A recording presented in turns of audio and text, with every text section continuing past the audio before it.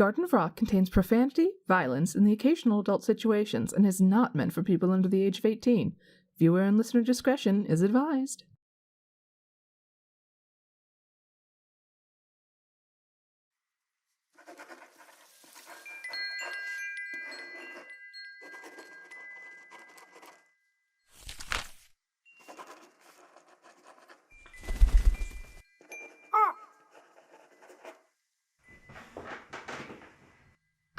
Finally up, it seems, sleepy bird. Well, just in time. I'm almost done with this one. Oh, don't you go complaining. You have no one to blame for missing that wonderful pirate epic but yourself. You're the one who batted me away when I tried to wake you, remember? Now, no need to mope. I've heard tell of quite the tale that's to take place on our favorite island soon. There you go, dear book, safe with your friends. And I'll be needing your fine feathered help, of course, in getting a bird's eye view. So, do you feel up to it?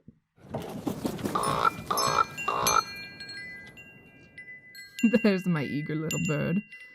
Now fly, my friend, and let us see what tales these distant tides will hold.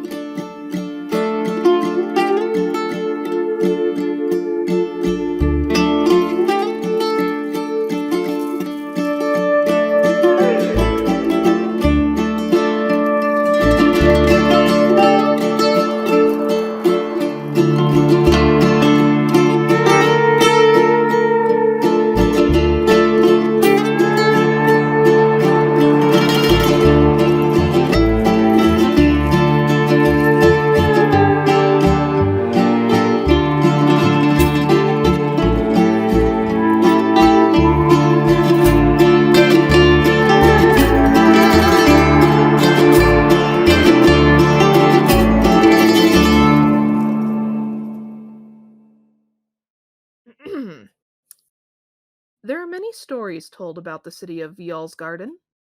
In the time after the Great Storm, with the larger part of the Los Remolinos region laid low in the decimation, famine swept through the normally thriving islands.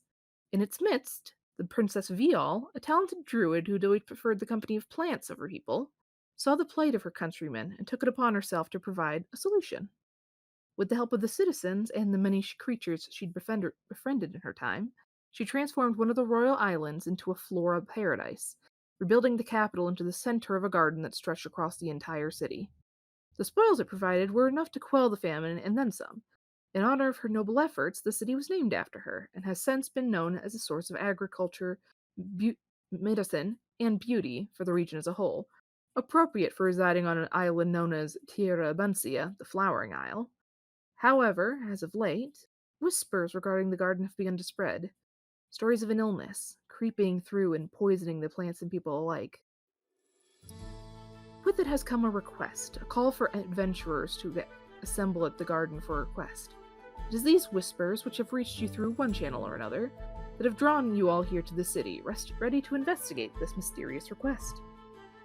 And we watch as the camera kind of comes sweeping over this large stretch of, blue sea, until it spots this spot of green on the horizon that grows and grows larger and larger until you see this island that is just covered in flora, the gem of which is at the center. This almost looks like a massive forest, but then as the camera gets closer, you see the spires of buildings and architecture and stuff sticking out between all the many trees and the flowers and everything, as we see Viol's Garden. And the camera is going to kind of swoop around and down through the trees to the edge of the city, where there's kind of like a gate. The city is open to all who wish to come in, but there's sort of a gate regardless, just to kind of mark its boundary. And there's a road with several sort of wagons coming to and fro, a little bit busy. This is one of the capital islands. Amongst all of the many wagons and merchants and just general passerby coming and going through this gate, suddenly around a bend in the path, we see a figure on a horse appear. Calmly kind of walking down the path. Cassandra, would you like to describe your character? Why, yes, I would. I was expecting that to be first. Okay. Yeah. First one I was like, oh, we'll start at the edge. Okay. Yeah, so you see, on a dark brown horse, very well groomed, very well kept steed. You see, like, a average looking woman, probably in her early 30s. She seems a bit tall. Even sitting on the horse, you can tell she's a bit tall, broad-shouldered, big muscles, very ripped. She has sand-colored hair. Sand-colored skin. She has like shoulder-length, dark brown hair that's braided to one side. Yeah, she just kind of looks pretty average. She's got a couple of scars, one mainly on her lip, a couple others just kind of dotted everywhere. But the thing that stands out about this woman is her armor. This woman is decked out in armor. She wears, clearly no expense has been spared in her armor. She wears what we would consider Greek-inspired looking armor. Kind of a standard, like, Greek breastplate, and gold-plated bracers with a brown breastplate and leg bracers as well. She has, like, a simple gray tunic just underneath and tassels around her waist. And a red hooded cloak is over everything, and a shield on her back. Yeah, and a crossbow is also with her, and a big-ass sword. And she's just trotting along. So I shall ask, where is Cassandra going to specifically in the city? Like, is she heading to, like, to find a tavern? Or do you have, like, a specific destination in mind?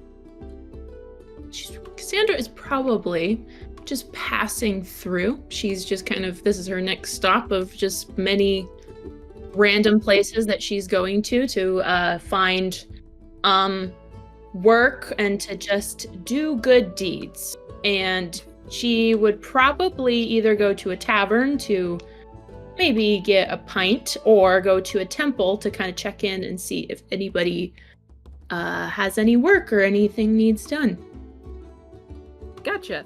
Your horse is very good to be on solid ground again for such a long period of time, especially since most of the travel throughout different destinations in this region is all by boat. So your horse has been on a boat a lot lately. Mm-hmm. Yes. He's very happy.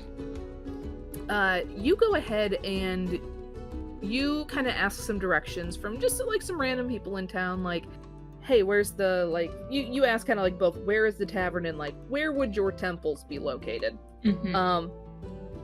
And you get directions telling you that, like, the go-to tavern that they all point you in the direction of is a place called the Lucky Clover. And they will also point you towards the sort of temple district of the city. Just since there is many temples to many gods, but there is also kind of it's almost a complex where they're all interconnected. So which are you going to?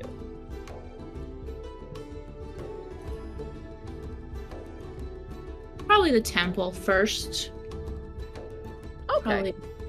Probably go to the temple first. Okay, so as you head off to towards the temple in the direction they pointed you in, and you do quickly find it, and it's this, like, large, beautiful structure that is, much like all the other buildings in this region, kind of woven into all of the, in between all the trees and stuff.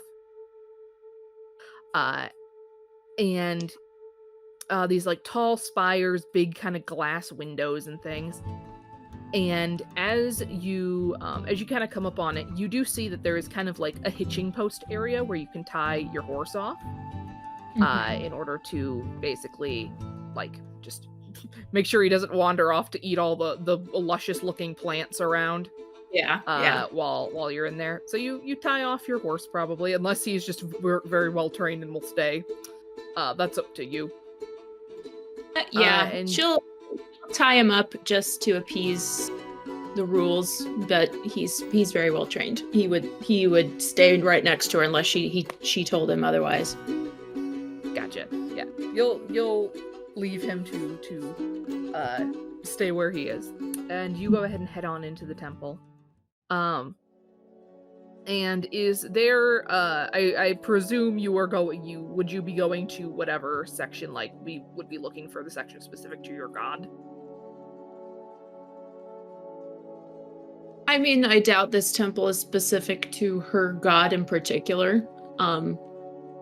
But I mean, just like the main thorough where she could find people in charge, whoever the priests and priestesses in charge, or kind of, just somebody that she might be able to figure out where she is, and if anybody needs any help, or, just kind of the main thorough in the temple. It's almost you realize the building is almost shaped like a flower on a stem, where there's kind of like a pathway that leans into like this big sort of round central hub, where there's kind of like smaller shrine alcoves to like that you can see people praying at, and then you see that there's these kind of hallways that lead off to different branches, that you get the feeling just from seeing some of the iconography on some people coming and going through there seem to be for like really major gods of either the region or just in general, stuff like Bahamut and Moradin and stuff. You don't specifically see like a sign going like your god this way, but she figures. But you do see kind of at this sort of central altar in the place, you can see what looks like several probably like high members of various clergies kind of just chatting with each other, so that might be a good place to look. Okay, yeah, she'll just make her way in and approach the priests and priestesses that she can see. Yeah, she'll gotcha. So the camera will follow after Cassandra, kind of like side shot as you go walking towards these various holy folk of various denominations. And you're walking past like a series of different kind of like small altars where you can pray for like seemingly any god, or just like small prayer spaces. And as we see Cassandra walking by one, the camera suddenly pauses on the back of this individual. Webby, would you like to describe your character? Oh God, maybe. Gotta be prepared. Gotta be prepared for this. I'm always prepared. What are you talking about? There we go. So, well, you can be doing whatever you want. You're just in this. You're here. Okay. I imagine I'm over by one of the altars that is not necessarily dedicated to one god, but looking at all of the offerings that people have set, and he is just making themselves familiar with the space. He is a very slight individual. They're real thin. I keep misgendering my own character. You ever do that? Yes. Yes. My lord. But when going hot. Fair enough. They are this tall, white-skinned tiefling with black ram's horns, and he's got. I'm gonna keep doing it. I'm just gonna. He's a he/they now. I'm changing my own pronouns. It's okay, you're good. They are whatever you want them to be. Exactly. There's no bias here. Be whatever you want. If you want to change up, change up. And he kneels down in front of one of these altars, and he has this red shirt on and a pale, like, gray vest. And he takes off his cloak, and strung on his back is something a little strange. There is a shovel on a string. But yeah, he is saying a quick prayer at this altar and then standing up and looking around. But yeah, you kind of stand up and turn, and as you're looking across like these many, you see that there's like kind of big wings that lead to sort of branches of religion that are maybe from different regions or like are for like kind of specific principal gods and so on. You see that there are all these alcoves of like many statues and like kind of symbology of various like lesser gods and like ones you've never even heard of before.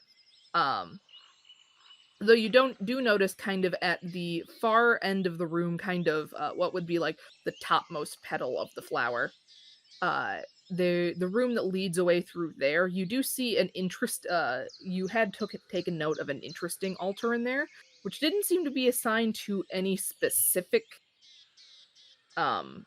specific deity that you could pinpoint. And you saw like the scattering of offerings that were scattered around it are just like a wild mishmash of shit. Yeah, you've been hanging out here for a couple of days. You've been talking to kind of like the different. You're probably a little astonished to see this vast a collection of different like religions in one place. You would know in smaller towns they would kind of have like a kind of communal temple. It's only in really big cities that they have like one of these really big ones that has proper altars to everything, just for sake of space. Yeah. So you've been a little astonished by just how big this thing is. Yeah, I think for that reason alone, he is more anxious than he was before. Yeah. Like, oh, hey, big building. Okay. Yeah, and it's decently quiet in here. There's like not a ton of noise or anything. There is quite. I mean, it's a little earlier in the morning. It's not like fully like the middle of the day or anything yet, so it's like a little less crowded. There is still quite a few people in here. So you're a little like, ooh. But at the same time, it's just like, it's nice. Mm-hmm. Yeah. And I think he takes an extra moment where he is, and they leave a like bundle of fresh flowers at this altar, and then they head up to that topmost petal. But as you do, you see, actually, as you turn to kind of head in that direction, you see an individual. You're kind of, over the couple of days you've been here, you're not familiar with these massive amount of people, but like you recognize like chunks of them, like, oh yeah, that person's been here every day, and like this person's obviously like a member of the clergy and so on. A figure catches your eye who you don't recognize, this sort of armored woman who's kind of casually making her way towards kind of the center priests, or the head priests of the temple. Well, my mother taught me never to stare, so I take a quick glance and I just make a quick note, like, oh, they look nice. And I kind of just like skirt around the conversation as best I can, just like, oh, yep, excuse me, up the stairs.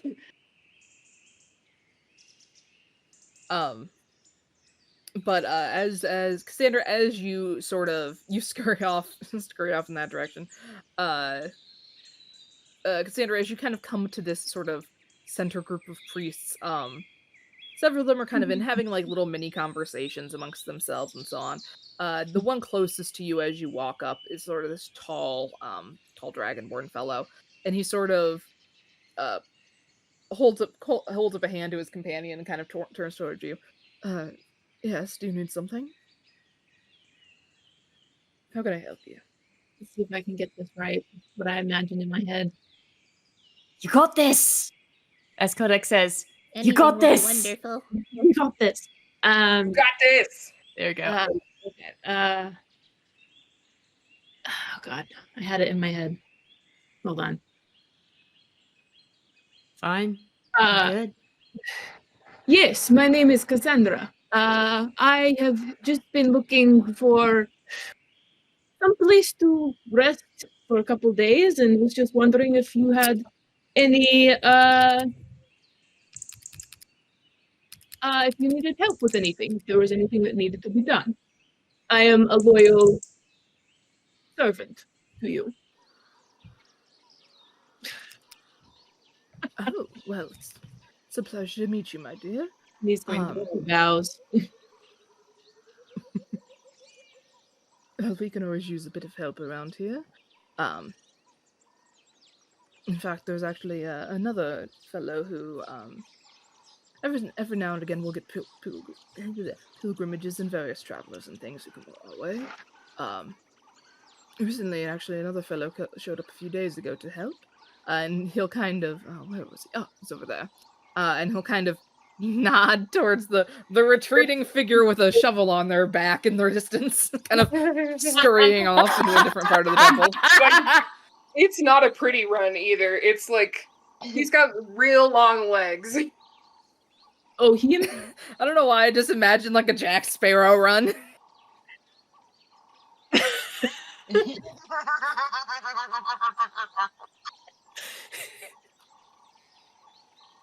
Oh, him? And she'll point. Yes, that one. He's been very helpful.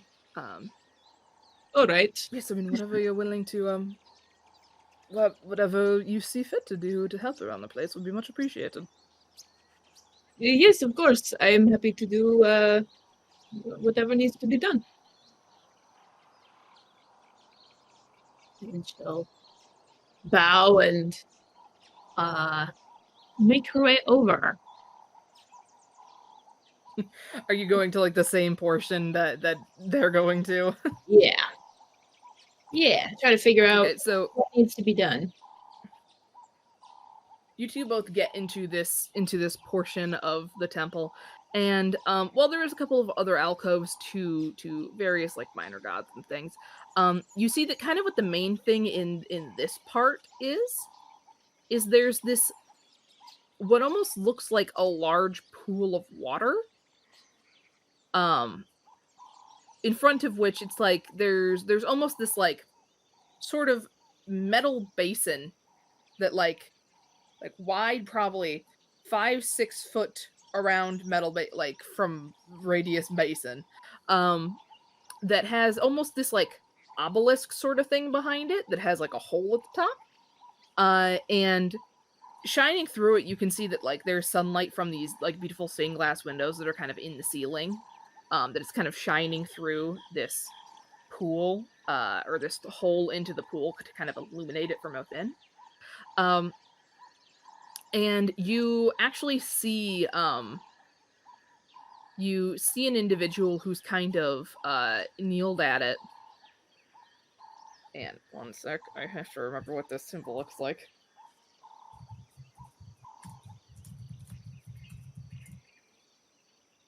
As you watch kind of this, it's not that one. As you watch this figure walks up to it, and they kind of kneel in front of. They kind of kneel in front of this pool, and you watch as all of a sudden the light kind of coming through this ring in the obelisk, which actually has this like almost like. Which kind of like stained glass, almost metal meshwork inside. You watch as this person kneels in front of it, the metal kind of shifts and changes into a different symbol.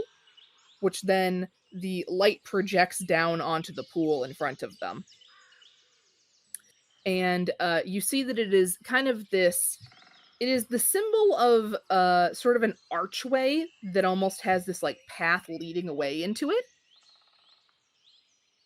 And you watch as this person's just sort of quietly sitting and praying at this thing.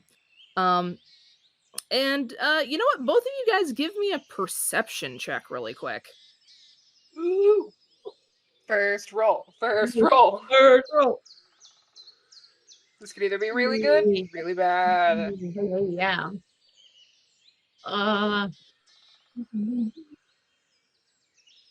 25. I got a natural 20 for a 23. Let's go. I'll take a picture. On Jimmy the bad guy die. I will say, Warren, I guess, because Nat 20, I guess, Critical Role spoilers to anyone who doesn't want to know about them, cover your ears. But you guys watch as no one's really else is really paying attention, but you two just have to be looking straight at it at the time. You watch as the water in this pool kind of like twists and sort of rises for a second, almost like Quicksilver moving. And you see as it takes the form of Cassandra, both of you guys see as it takes the form of this like cloaked figure. And for some reason it almost takes like on like a slightly greenish hint, as though it's like reflecting the color of this cloak.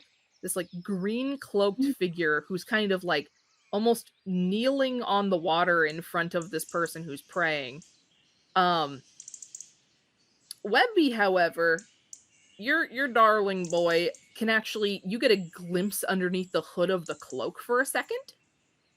And you see this beautiful elven figure with this like kind of mane of like long red hair, who just kind of the person praying at this pool kind of looks up and startles slightly, and you watch as they just put one finger, like smirk and like put one finger to the lips for a moment, and then this vision disappears back into the pool.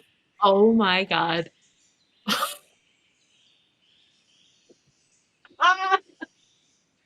Oh my god. Stiff. And you watch as this person kind of blink, and then just this wide grin spreads across their face, and they'll kind of you watch as they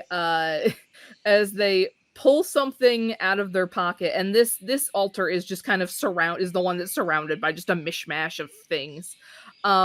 You watch as they pull something out of their pocket and kind of mess with it a little. And then they will kind of tuck whatever they're holding into the pile, and will get up, kind of brush themselves off, and kind of giddily, kind of like kind of skip out of there. So good. Oh Rolled a natural 20, and just like, well, this worshiper is gonna have a real good day. Oh my god. Oh my god. That's so funny. And then he turns into a weasel. Then he turns into a weasel. Yeah, he's just a shade of pink, but is very confused. Yeah. Cassandra is also staring, just a little bit confused. Are we like are we like together, like walking same pace? Like, have I moved up to him at this point?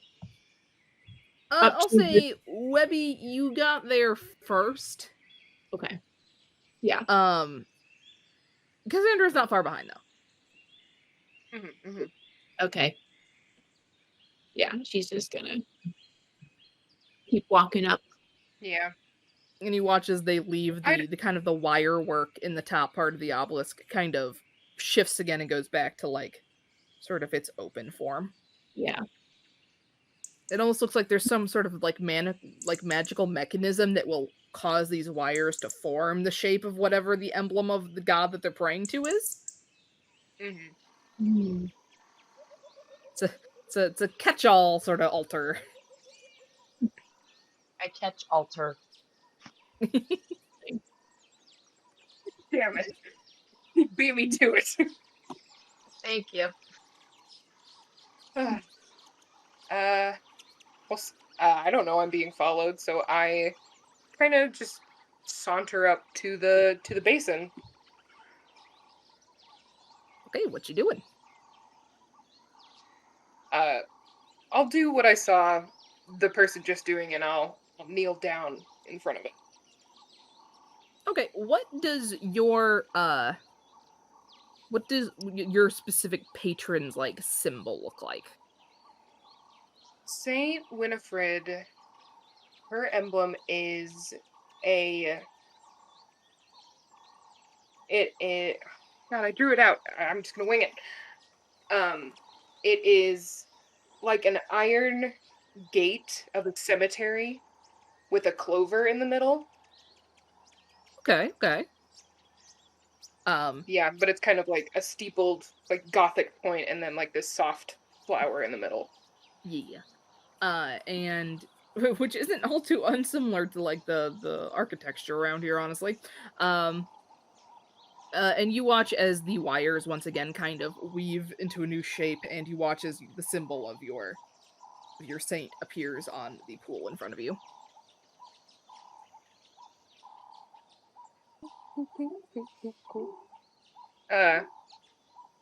Yeah, he just wanted to see what it did, so he like steps back up. Whoop, the aperture like opens back up again. Stiff fights the urge to like go back and forth and just see how fast it could go. Just opening and closing. Yeah. And he turns around to leave the room. Oh, you turn around right into Cassandra's face. Yeah, she's all of a sudden you see her, this woman just standing in front of you, standing about, I don't know how tall your character is, but she is 6'2". We're the same height, actually. Hey! So it's eye to eye. But he is like slumped over like, oh, you're tall. Yeah, she just goes, oh. Wait, remind me, Ota, what is it that they said that I was going, like, that this person could show me something to help with? Is that correct? Or like a job? They said that this person had basically also been volunteering their services the last few days. Was also like a traveler who'd been volunteering their services. Okay, all right. Yeah, she's walking up and sees him kind of jump and like, oh, sorry. I didn't mean to scare you just now. Oh, it's no big deal. None at all. I just didn't expect someone right behind me. I should have announced myself better than that. Oh,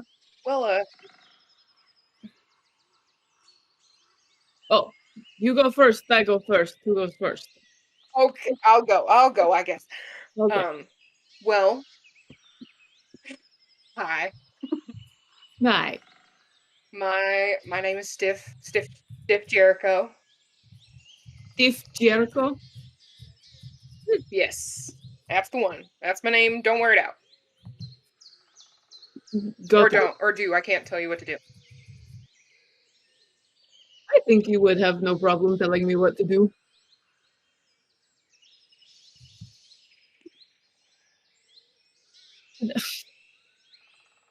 Sorry, that was Webby. The name's Cassandra, by the way. She sticks out her hand. It's Cassandra. It's real nice to meet you. Real nice to meet you too. So you like shake his hand very. Yeah, it's a firm. Whoa. It's oh yeah. Yeah. Oh, it's solid.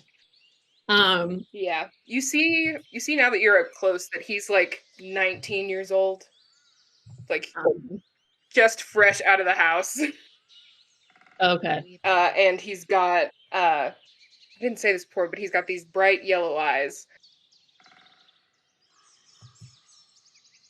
You seem a bit young to be out on your own. What are you doing here? I got a letter. You Well, got I a suppose letter. everyone did. Yeah, there was this, like, decree kind of thing. And Oh. I, like, pull the flyer out of my saddlebag. So I will I will say slight plot correction because I realized I wrote it slightly wrong in the actual thing. So I will say you got a letter from from like a colleague or something talking about this. There has been no official royal decree regarding this, but in like taverns and just kind of going through the grapevine, there has been this rumor that there's something going on in Viol's garden, that like the plant something's going on with the plants and like the water and stuff. That like there's some sort of disease or something happening.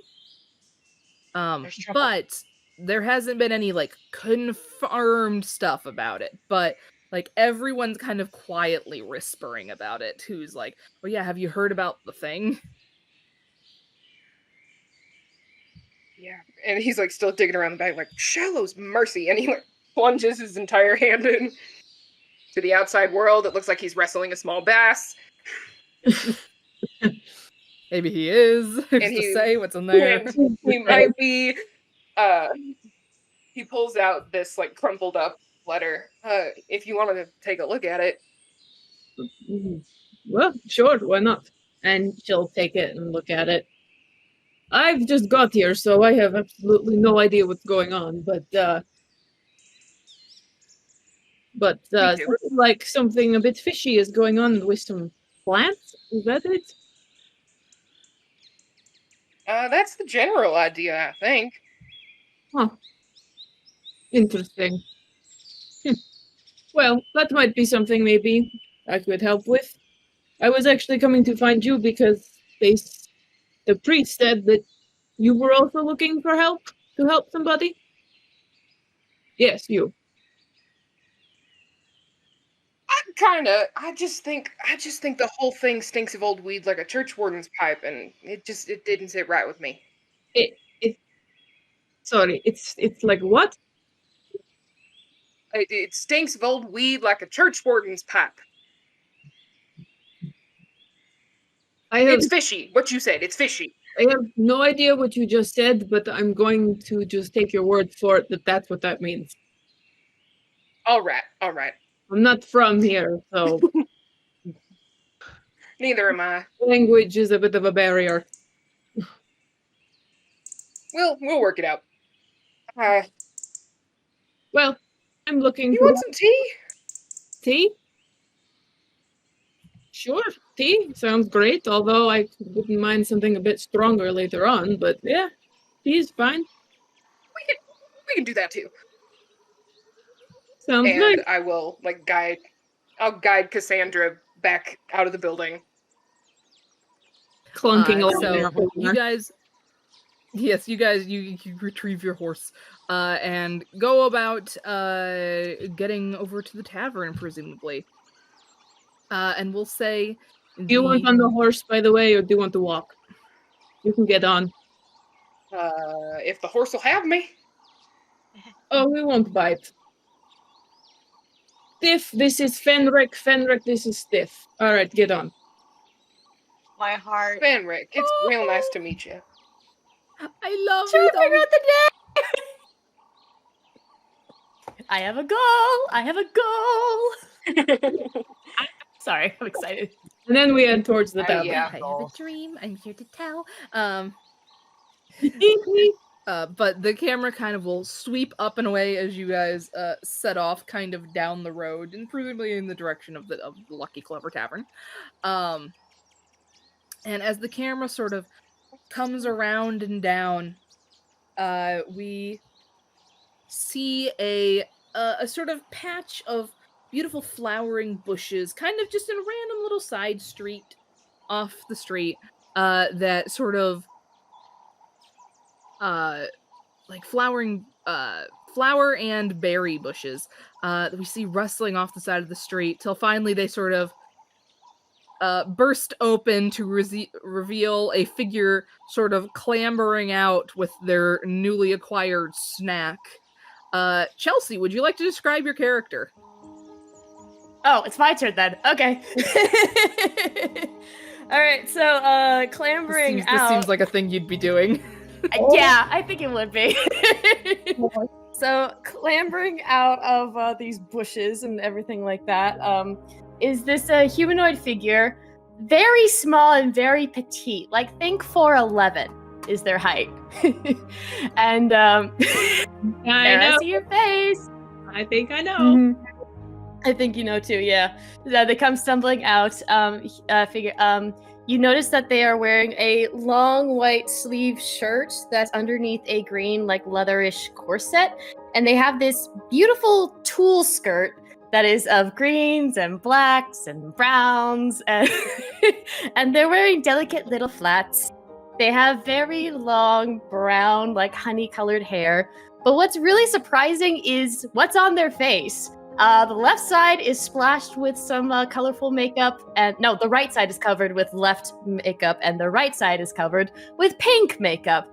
And you also notice on their nose they have a gold and pink streak on there, and there's also a couple gemstones on their cheeks, and there's lots of glitter all around their face. You also would notice that. Wait, hold on. They also are wearing a flower crown. They're wearing a flower crown. This is hard to wear with headphones, but I'm gonna try. A flower crown with maroon and brown roses. Those that are close up would notice that they seem to have a lot of like green lines just circling all around on their collarbone, neck, a little on their face, also on their hands. You notice it a little bit. They have kind of a rose necklace on. And also another thing, they carry a little basket that seems to have some potions, as well as heart-shaped stones and also notes, for reasons to be explained later. But they just are kind of getting out and just like, okay, all right, so I got that, and just puts in the basket and just, this is not working. I gotta take this off. I'm sorry. I wanted to keep this on, but this is not staying on. Wait, there we go. Okay. It's just looking around. It's like, okay. I think I got what I need, and puts it in the basket and just looks around and is like, where to now? Oh my god. Yes. Roll me. Go ahead and roll me a perception check. Well, can I use my passive perception? Sure. What's your passive perception? A 24. Oh, Jesus Oh, Christ. cow! Sure, yeah, that's fine. This is a very much a passive perception sort of situation. Jesus.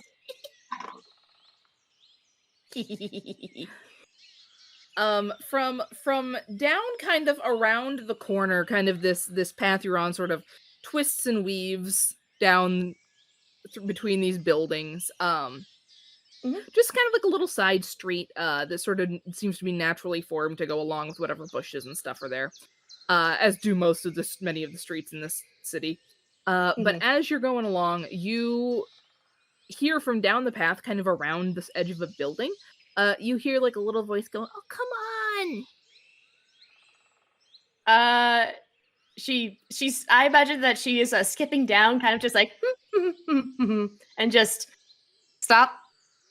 Kind of peek around. Is like turns her head to see. Do I see this happening, or is it further down where I can't see it? If you peek around the corner, you can definitely see it.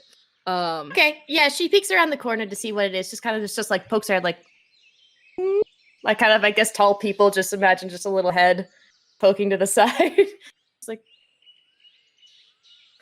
you see these two little kids. I'll post a picture of them. You see these two little kids who are probably like, I don't know, no older than like 7 or 8, who are standing at the base of this sort of large tree that is beside one of the buildings, and they are looking up into the branches. And one of them is just kind of one of them kind of cups their hands around their mouth. Come on, please come down. Oh my god. Immediately drops. Can I start trotting over to? Is it 2 kids on the ground or is it 1 kid? It's 2 kids. It's 2 kids. I start trotting up They over. look like they're either twins or maybe just siblings. Okay. Yeah. No. She would immediately go over towards them and very delicately would just tap tap tap tap on the back of their shoulder so that they can turn around and they're not startled and like, is there any trouble going on? The one you tap on kind of turns around. Huh? Oh, hi. Hi. We can't get Fluffy down. And they like point up in the tree, and you see like halfway up the tree, just lounging on a random branch, is this big fluffy cat. Yeah. Oh, this will be good. Yay. I love it. All right. Oh, you mean that one right there? Yeah. How long have they been up there? A while. They got scared by the neighbor's dog, and they ran up there. And I guess they just decided to take a nap. We thought usually they come down by themselves, but this time they didn't come back down. So I think they're just comfy up there, but we have to go on a picnic today, and we can't leave them up there. And we brought their snacks, but they didn't seem to care about the snacks, and now we can't get them down. And she just like one of them just kind of like fidgeting with their skirt like shyly. It's I kind of be like, it's okay. Here, hold on. Can you hold this for me? And we'll offer to hold the basket. It's like, now don't put a hand in there, otherwise. I promise you, this Zoom is not me. My camera's just doing that. I don't know why my camera is zooming in. It's just doing that for some reason. But yeah, can you hold this for me? Don't stick your hand. Dramatic tension. Okay. Yes, yeah. And don't stick your hand in there. Yeah, and then she'll tell him, don't stick your hand in there, because it's not going to be nice if you take anything from it. Okay? Okay.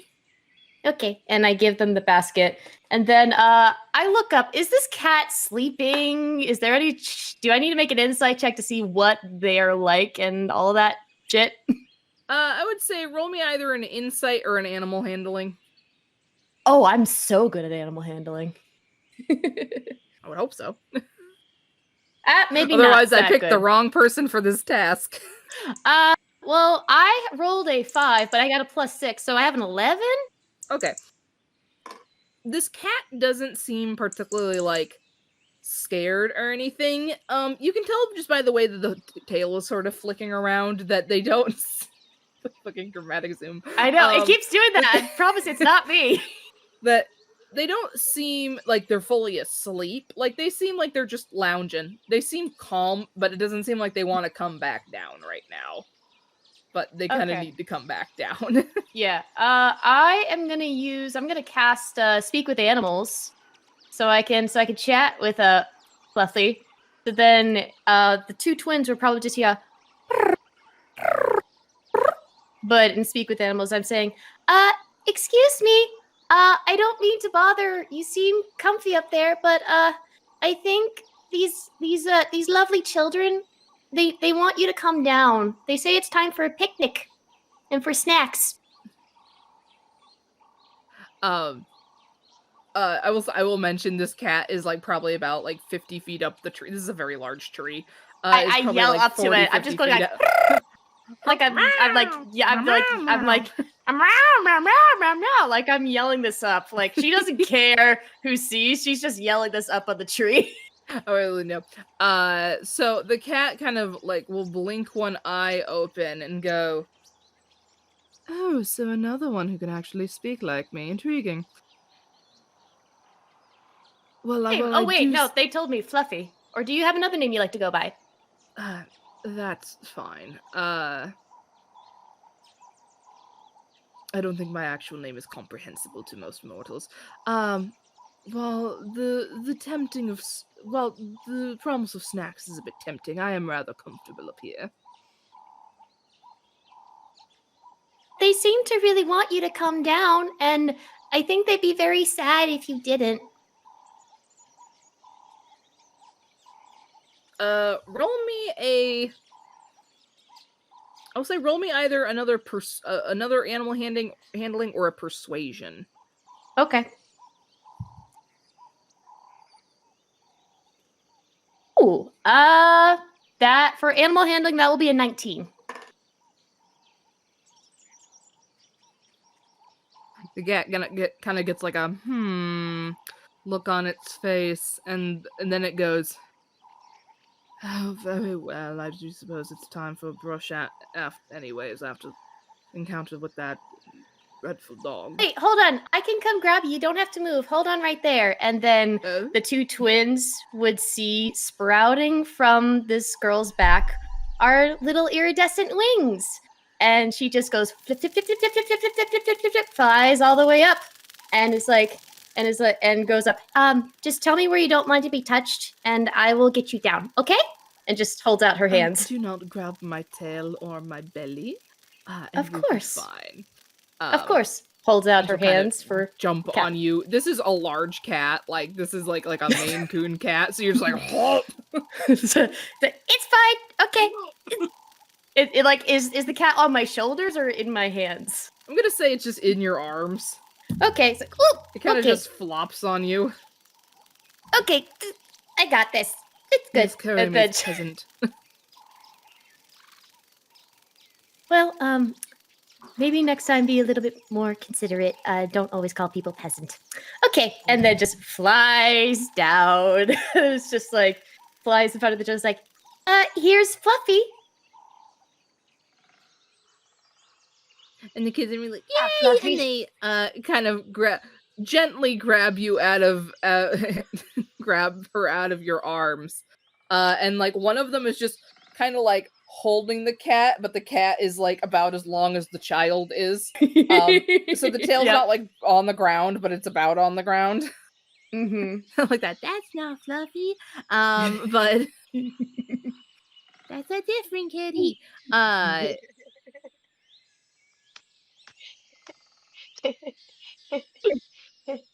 God. I go, oh, thank you but in the goes, thank you so much, miss. Here, you can have this. Thank you.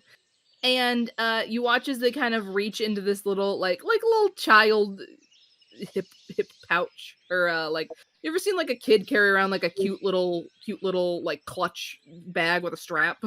Mm-hmm. They like reach into that and kind of rifle around for a second, and then they pull something out, and they will just hand you like a little bag of like Hershey Kisses, basically. That's the best. Well, thank you. And in exchange, and then she is gonna take something from, you know what? She actually will do this. She's gonna take out one of her potions from her. Says like, oh, actually, can I have my basket back, please? Oh yeah, sorry. She'll hand you the basket along with the Hershey Kisses. Yeah, and then she takes out one of her potions that she has in her bag and it's like, here you go. If time gets tough, this will help. Oh, I know what this is, but okay. And they'll just take it and kind of shove it in their bag and like awkwardly clasp the top back on over top of it. Yeah, and then also, just because I can, the girl also reaches in. I also give these for you, and she's gonna give them 2 origami hearts. Which, if you want, I can read what's on them. Sure. Yes, this is what happens when you do with a cosplayer. They are prepared. Accessories are Yes. So the first one says, "You change the world by being yourself." And then another one, if I can read my own handwriting. "How you love yourself is how you teach others how to love you." And that's what they read if they open up those notes. Oh, okay. I don't think they would think to, but they will take them, definitely. Thank you so much, miss. Oh, we gotta go, though. Bye. And they're gonna Bye. run off down the street back.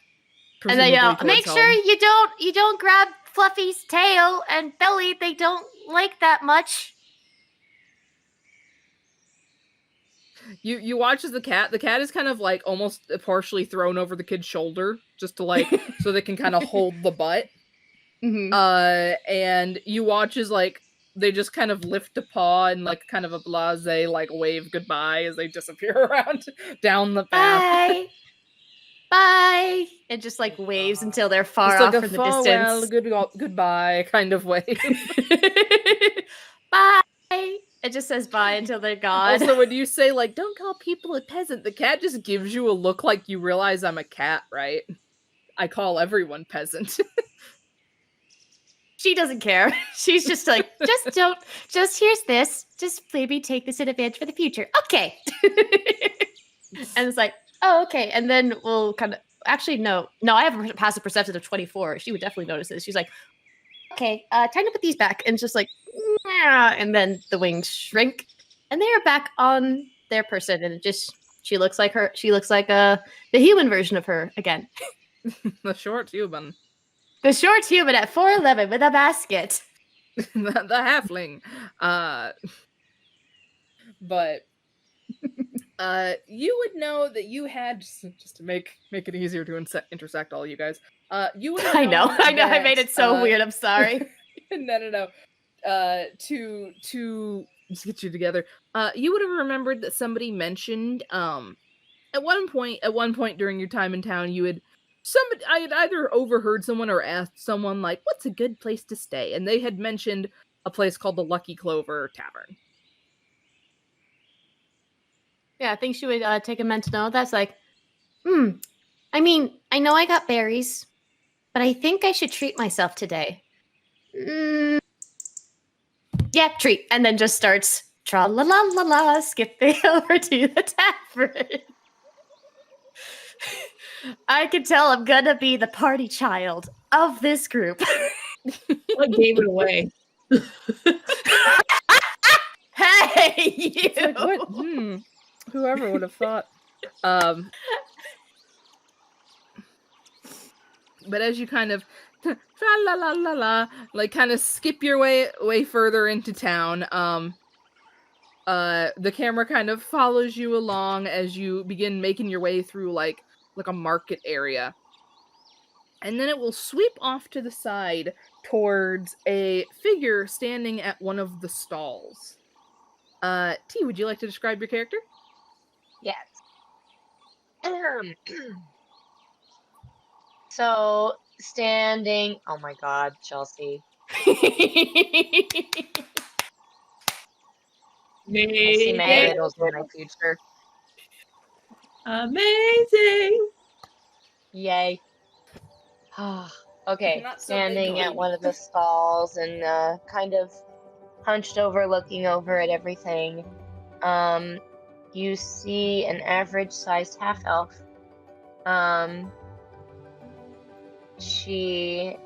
But what is not average about her is her long, platinum blonde hair, and I mean long. And it goes well beyond her, but right now, as she's walking around, she has it pretty much braided back. Looking at her facial features, you would probably think she was like in her late 20s, early 30s. Very young and lovely looking, bright purple eyes. And another outstanding feature, I would say, is over her bright purple tunic and all that is some shiny silver armor. That has a specific religious symbol on it that looks very much like a harpy.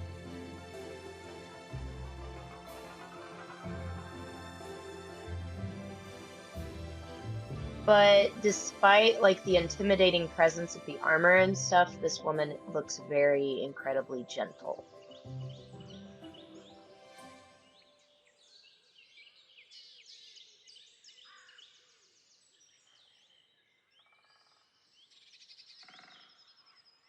We love her. So you are standing. The the stall you're currently standing at, you see almost like one of those Indian spice markets you'll see where it's just like the big, like perfectly balanced piles of spice in like the barrels and stuff. You see that, and you would know that these are pigments for paints. They're like various natural pigments in these sort of beautiful colors. They also sell. You also look over, and there's also like this whole sort of shelving area that is full of just different jars of various paints. So you can like buy the raw ingredients or the already made paints here. And you see that the owner is kind of just sitting behind the counter, behind the edge of this stall, and this is like, so does anything interest you? Oh, everything seems to interest me greatly. It's also wonderful here. I've never seen so many natural pigments in one place. Oh yes, we have quite the variety. And you the shopkeep that you're talking to is sort of this go to the completely wrong tab. Is this like sort of red to pinkish skinned tiefling with this sort of shock of like sort of mintish green hair. And you can just see paint is splattered across their outfit and their arms in various places. Behind, if you peek far enough behind the counter, you can see that there's actually like a little painting on an easel that they've been working on while they've been sitting here. That seems to show the like a portion of the street itself with the different stalls. Uh, Here's a picture of them. Um,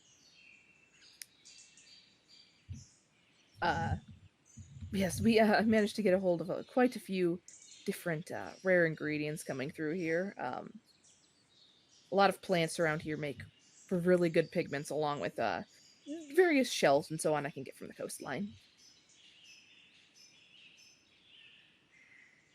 I do believe that I'm particularly interested in green, maybe. Seems to be in abundance here. Oh, that is very accurate. Let's see, which colors do I have in stock right now? And they'll kind of rifle through the shelving and provide a variety of shades of green they have for sale, along with pointing to various different dried pigments and explaining like what, and kind of comparing to them to like the paints of like, well, this one would make this color if you mix it with like either oil or water, depending on what medium you're working with, etc., etc., so forth. And they just go off on this whole painter's tangent as they peddle their product to you. All right. What do you think could capture the essence of the island? Because wherever I go, I love painting the scenery here or there or wherever I go.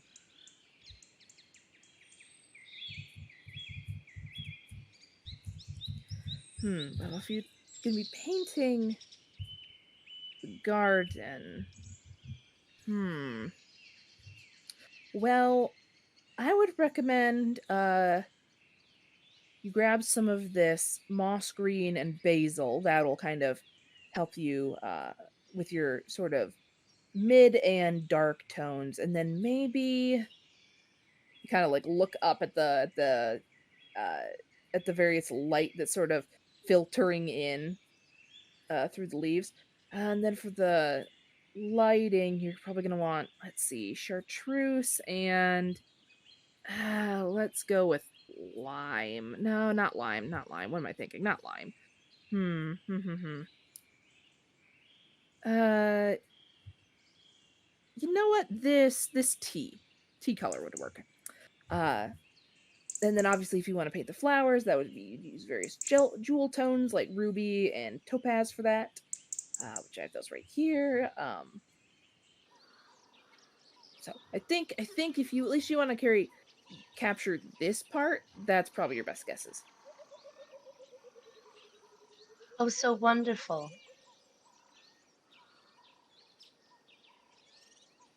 So, any of them interest you? Oh yes. Definitely a few of the darker shades and maybe the lighter ones as well. Okay. And they will start bundling up your various purchases. I will say that total, the paint's probably like 2 gold. This says of the variety of colors you're getting. And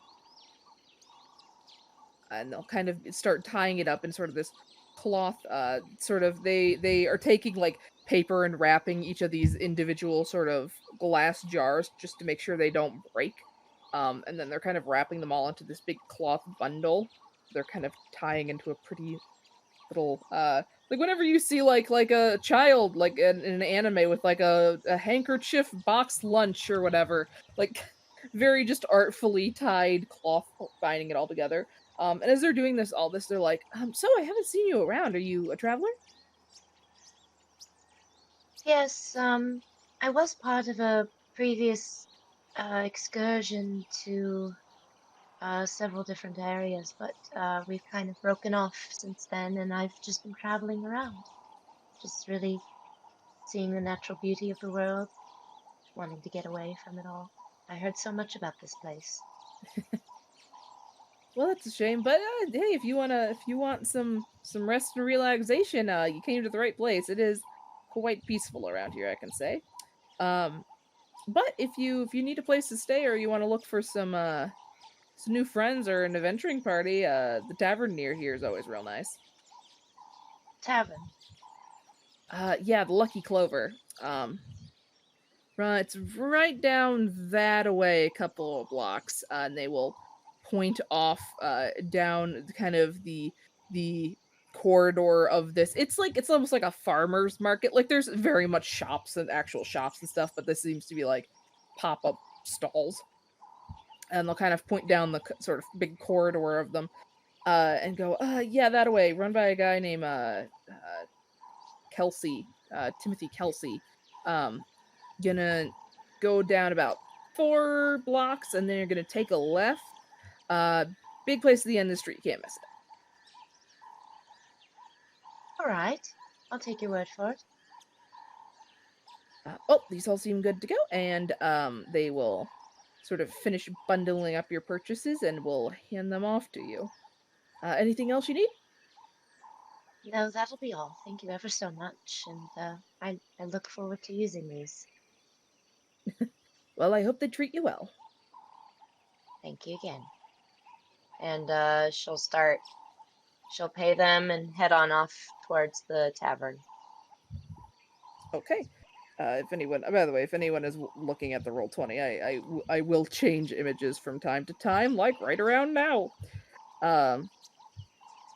We'll say that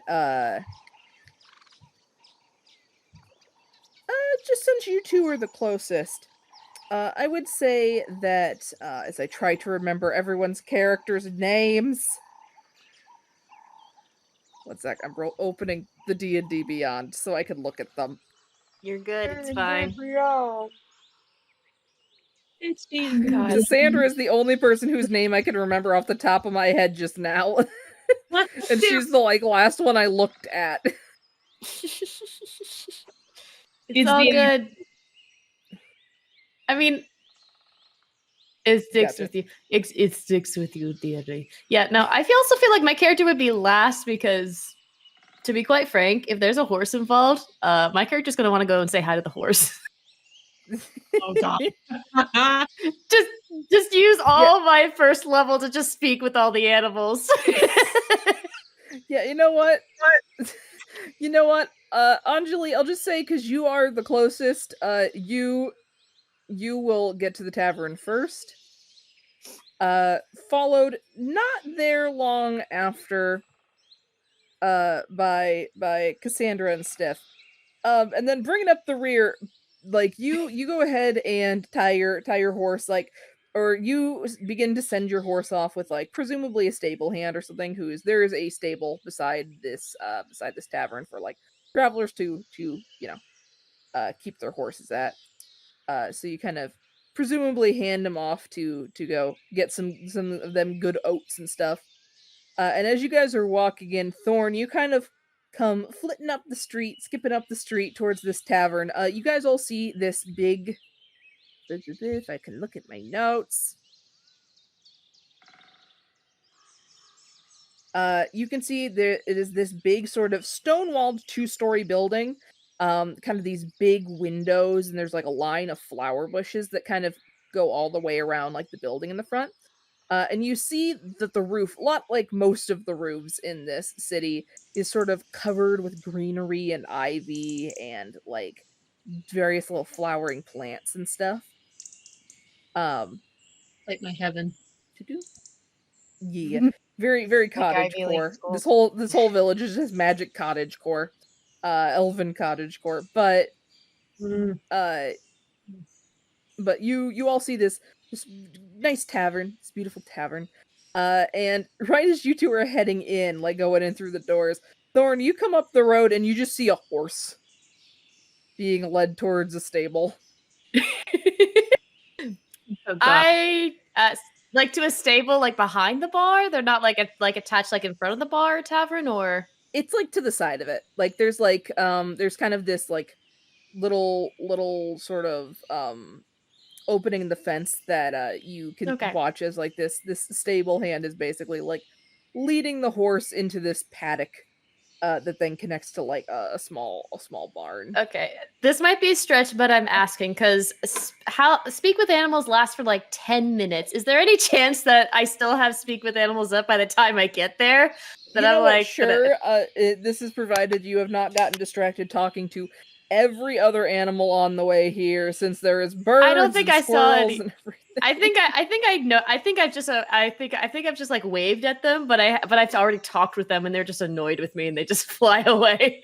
So I think I've already chatted them up like earlier this morning. So Probably. I think I'm just probably. And then I'm walking around and then I see a horse go in the stable and then I'm like, "Hi, I haven't seen you around," and she's yelling this across to everyone. Just says, and you turn, you see that there's this little woman girl just looking eyes at the horse. You know what, Sarah? It's your horse. You can decide how they react to this. What would Fenric sound like? You know what? I'm just going to do it the same as mine, because they've been together since they were both babies. So Is it like with Tyler and Sasha? Yes. That is the first thing. That's the first thing that I came up with, so I'm going to stick with it. So I love it. Go do it. So all right. Fenric is being taken into the little makeshift stable thing. Just turns his head and goes. Just his head just goes. Hi. Oh, hi. Sorry. I didn't mean to upset you. If I did, I just had never seen you around. And she's still walking towards the horse, still going. I lean over to Cassandra. And I go, "Are you seeing this shit?"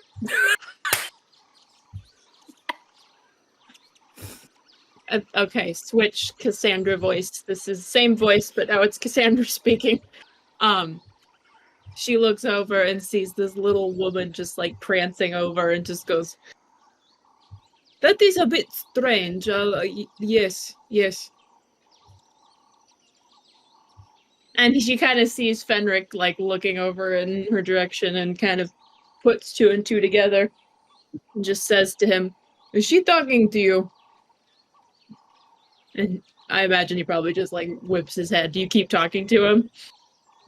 Yeah, I was just like, "Hi, I'm sorry, I didn't mean to." I just like she started to get apologetic because I think she read the body language because her passive perception is so high. It's like, "Oh, I'm sorry, I didn't mean to. I just wanted to say hi." Hi, it's fine. I'm just here. Okay. Do you want anything? Do you want me to get you something? No, my girl, she's got me. I'm good. Do I see where the horse is making eye contact with? Well, I'm the gonna person say on yes. top.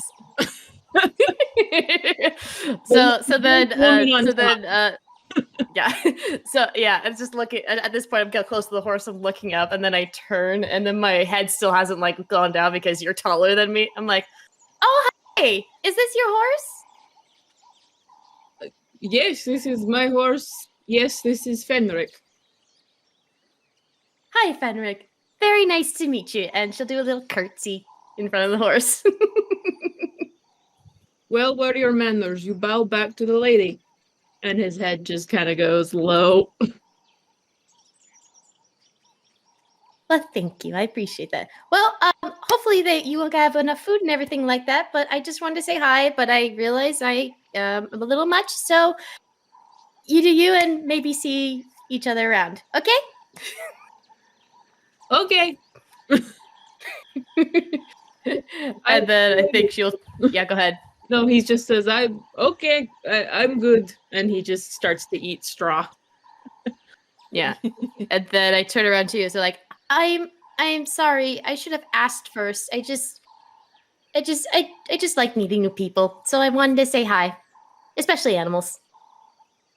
Not a problem. He's a friendly horse. Not a problem at all. Yeah, he's very beautiful. Like, do you always get his mane so pristine and just like doesn't touch, but like is motioning over like the beautiful mane of the horse and everything like that? Oh yes. Oh yes. He gets more baths than I do. Well, then that's just not fair. You should get equal number of baths. Well, who has time to bath when you're on the road?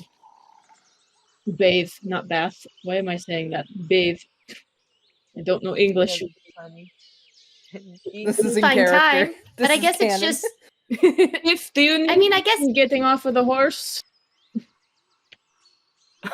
And you got I'm still Stiff on the horse. still. I don't know. I got down. I don't know if you did. Yeah, No, I think Stiff. Stiff is just getting led away into the into the. I don't think it was out the horse. Was I out the horse? I don't know.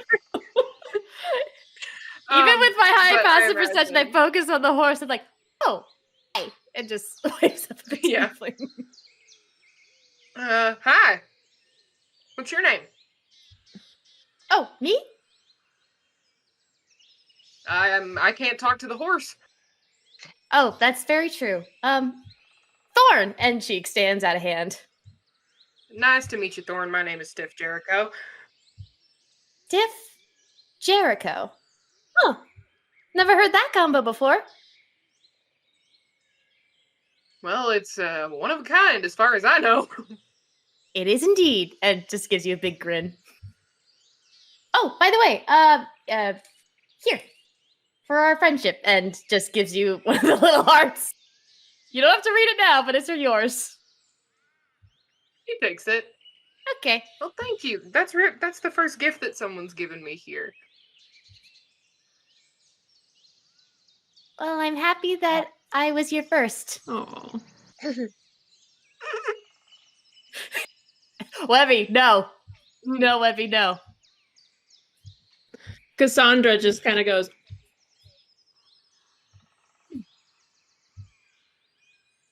That comment too. I said the first gift that someone's given me here, guys. Given me here. Yes. Yes, no, I get it. I mean, do you open it or do you not open it? Imagine he has like a little lapel pocket, so he puts it so it's just peeking out. Okay. Let me know whenever you want to read it. I will put it on the side for you, and I will read it when you read it. One note from Thorn.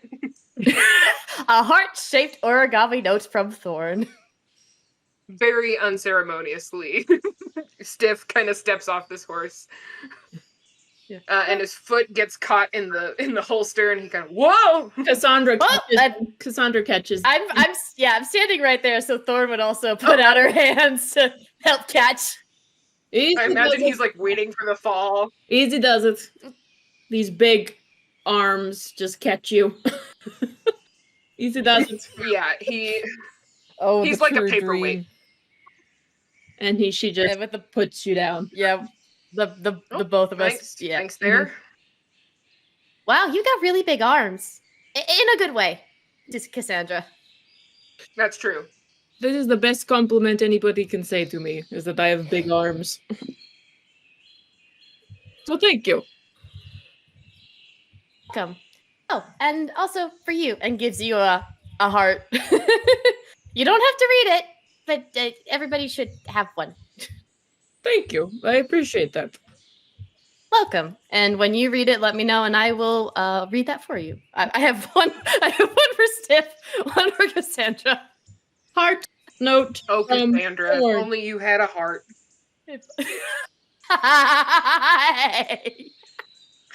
What did you say your name was again? Oh, Thorn. Thorn. Cassandra. Just takes the hand, just shake. Very enthusiastically. Gently. She's 4'11", so she's a lot shorter than you. Cassandra gently shakes the hand. Oh, sorry. I guess I have. I just don't want to. I'm being gentle. That's it. I can handle it. No, you can't.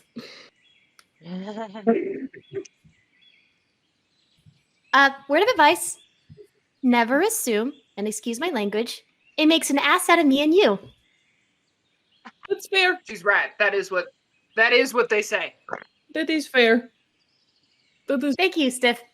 But I will take your word for it this time, and we'll let go and just kind of brush off, and you see the basket and all the stuff and all the things. Ah, my headphones, they're falling off the ground.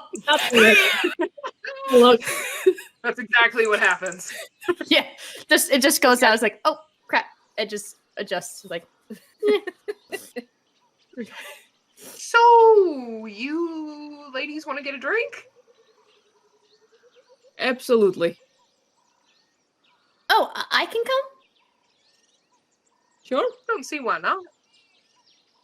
Why not? You see kind of a bigger smile on her face, and she's like, "Can I ask her to roll insight?" Sure. Oh boy. Insight. For what? Wait, I can come too? Nope. Nope. Nope. That is a Nope. 10. A 10. Okay. Is why. Absolutely not. Cassandra Alright, is hold on. distracted, making sure Fenric has hay and water, and is just not really paying attention. Like, she's just like, all right, if I'm going to eat, he's got to eat. This man needs some meat on his bones, damn it. But so you guys all go ahead and Yes. No. you Okay. Never mind then. guys all go ahead and head inside, and as you do, you are met with kind of the loud, clamorous sound of a decently busy, not like packed to the brim, but like decently busy tavern. There is some musicians on like a stage kind of off in the corner who are playing.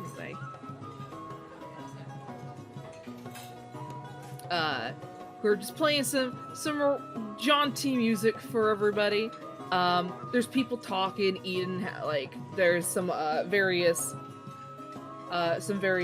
wait staff kind of scurrying around, delivering drinks and meals and so on, and picking up dishes. My brain turns off again. Anjeli, where would you say you are by now?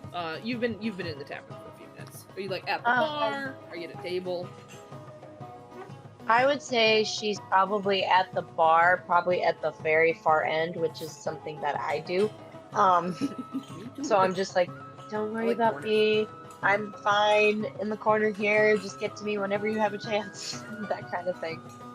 And behind the bar, you can see this muscular, slightly older man, big sort of a handlebar mustache, over with a big apron, who's like polishing glasses, pouring drinks, just the full 9 yards. Let's see what it looks like. And as you come in, you see most of the bar is filled, or at least some of the bar is filled. But there does appear to be about 3 seats kind of down towards the end of the bar near this lone blonde woman.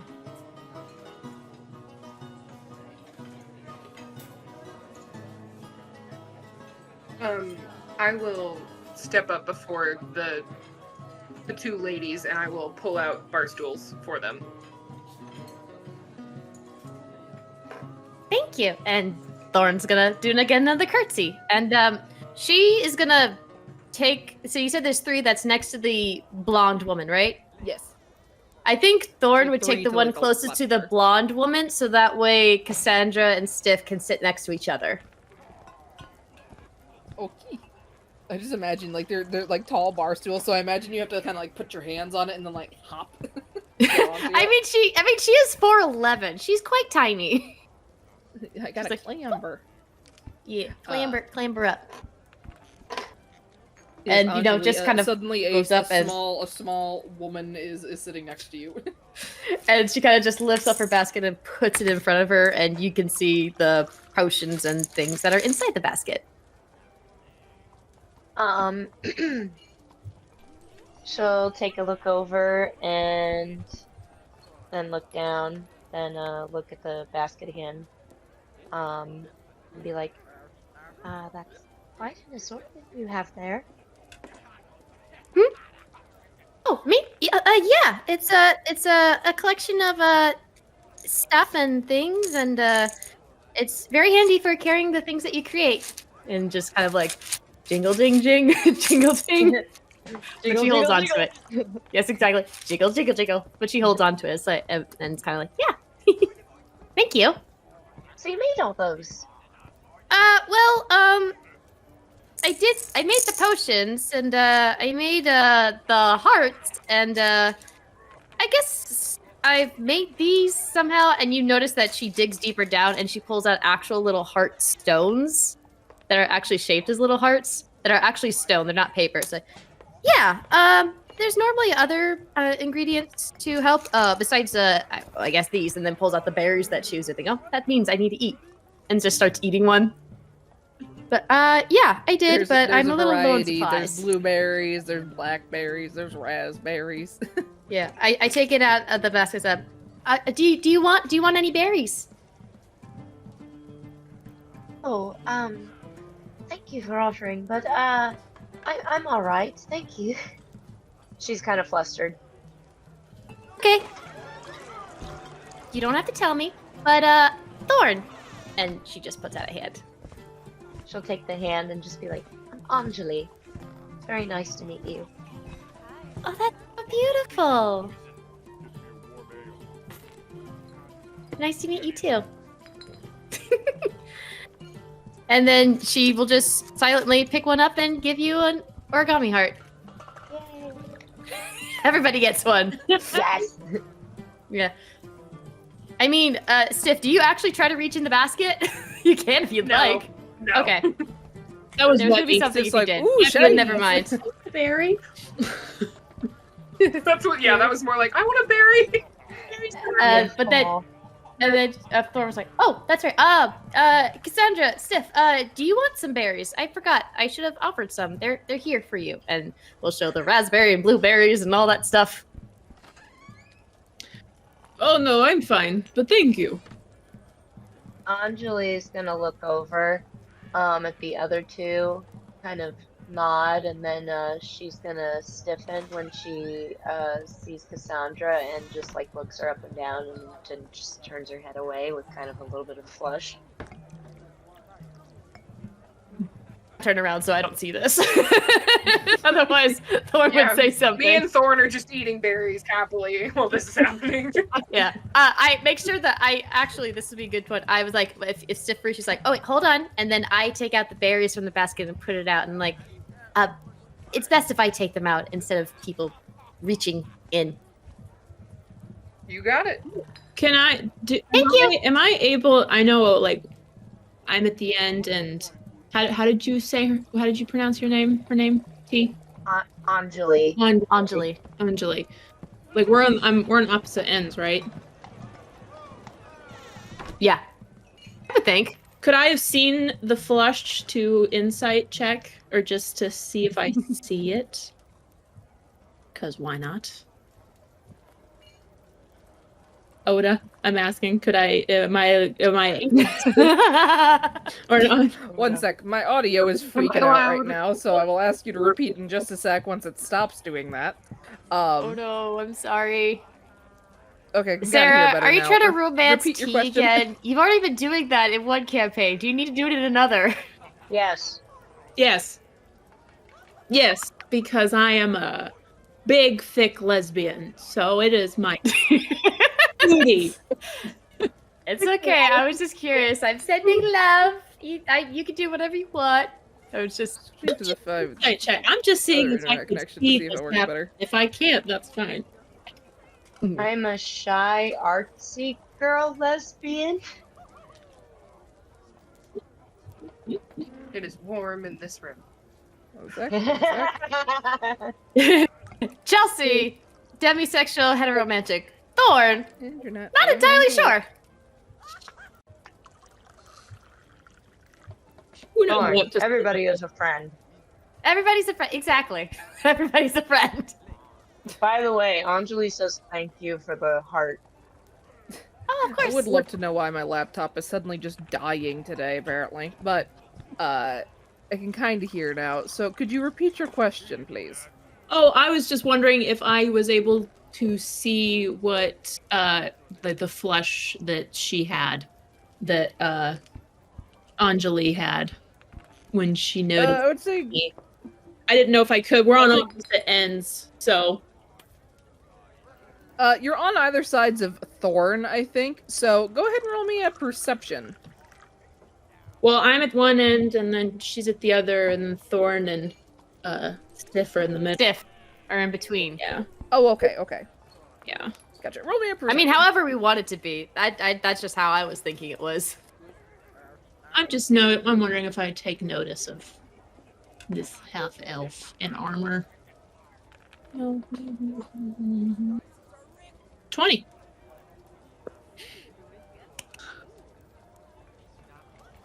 Fellow armor gal. Oh, is the audio messed up again? Hello. Is it me you're Me, you're looking for.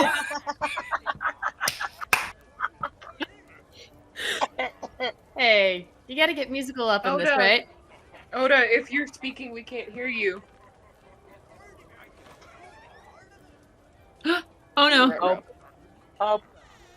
Okay, What I think happened? I'm back. I don't know what's happening. Yay. Discord is just like, I'm gonna be weird. Okay, that's better. I see now. I know, I hate that. So, what happened?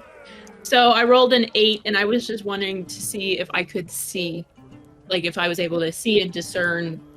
I thought you said it rolled a 20. I thought so too. You said 20. Yeah. What did I just say right now?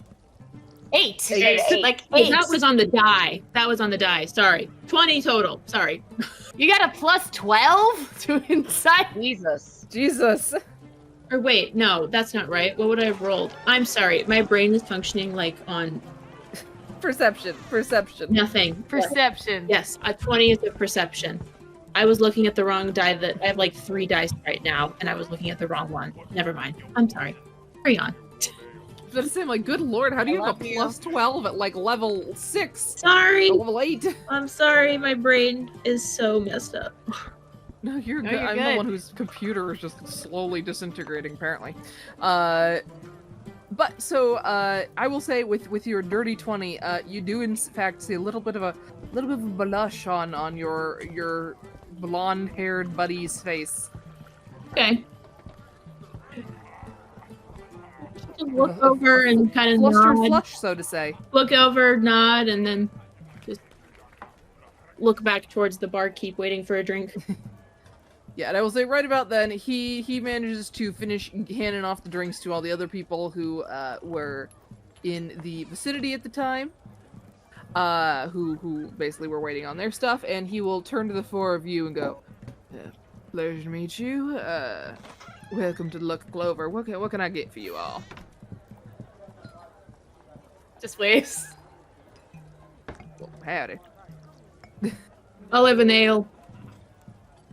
All right.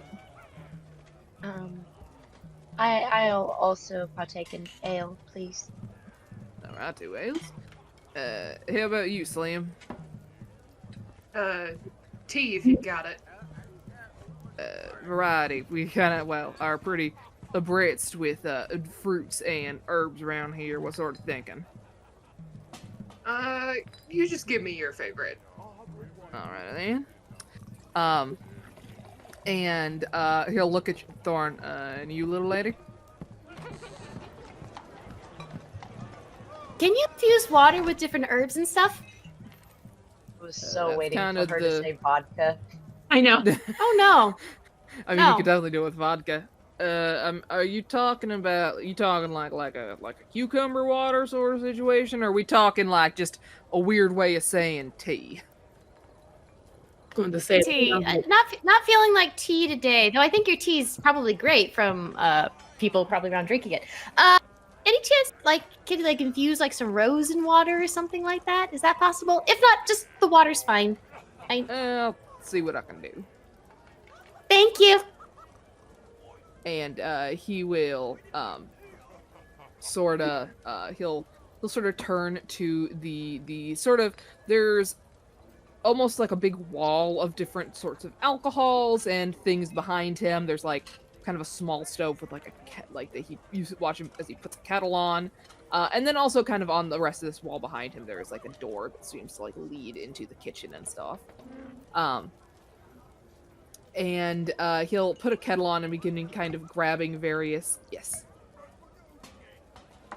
I see you raising your hand. Yes. Sorry, I wasn't exactly sure if you were done. Is there No, a you're good. tip jar or anything around on this bar? Sure. I'll say there's a tip jar. Thorn will take out 1 gold piece, and we'll put a heart in the tip jar. No. Let me see if he notices that. She knows that what she's asking for is a little difficult and not ordinary. So I'll say his back is turned at the time, so he doesn't notice immediately that that was you put that in there. yeah, I put a gold piece in tip, and then I put a little heart in the tip jar. You watch as he puts a kettle on to start brewing water for some tea. And he will quickly fetch you to your ales. And then he sort of will turn his back again, but over his shoulder you see him kind of reaching in some drawers and stuff behind the bar and pulling some things out, and then he turns to this small countertop that's next to the stove area. And you watch as he pulls a knife out of a knife block and starts fiddling with something on a cutting board. And kind of over his shoulder he'll go, "By the way, I don't think I've seen you a lot around. You passing through?" Me? Yeah. I don't know about the rest of us. We kind of all just met here, but yeah, just passing by. Yes, just passing through. Interesting. What brings you to out this way to the garden? Nothing in particular, just traveling. Moving place to place. A rumor? Actually, What did you say? just Who said a rumor? Stiff? Okay. I thought I heard somebody say a rumor. I was like, who just said that? yeah, I thought I heard that too. I was like, what? Oh, yes. Stiff over here said something about a rumor.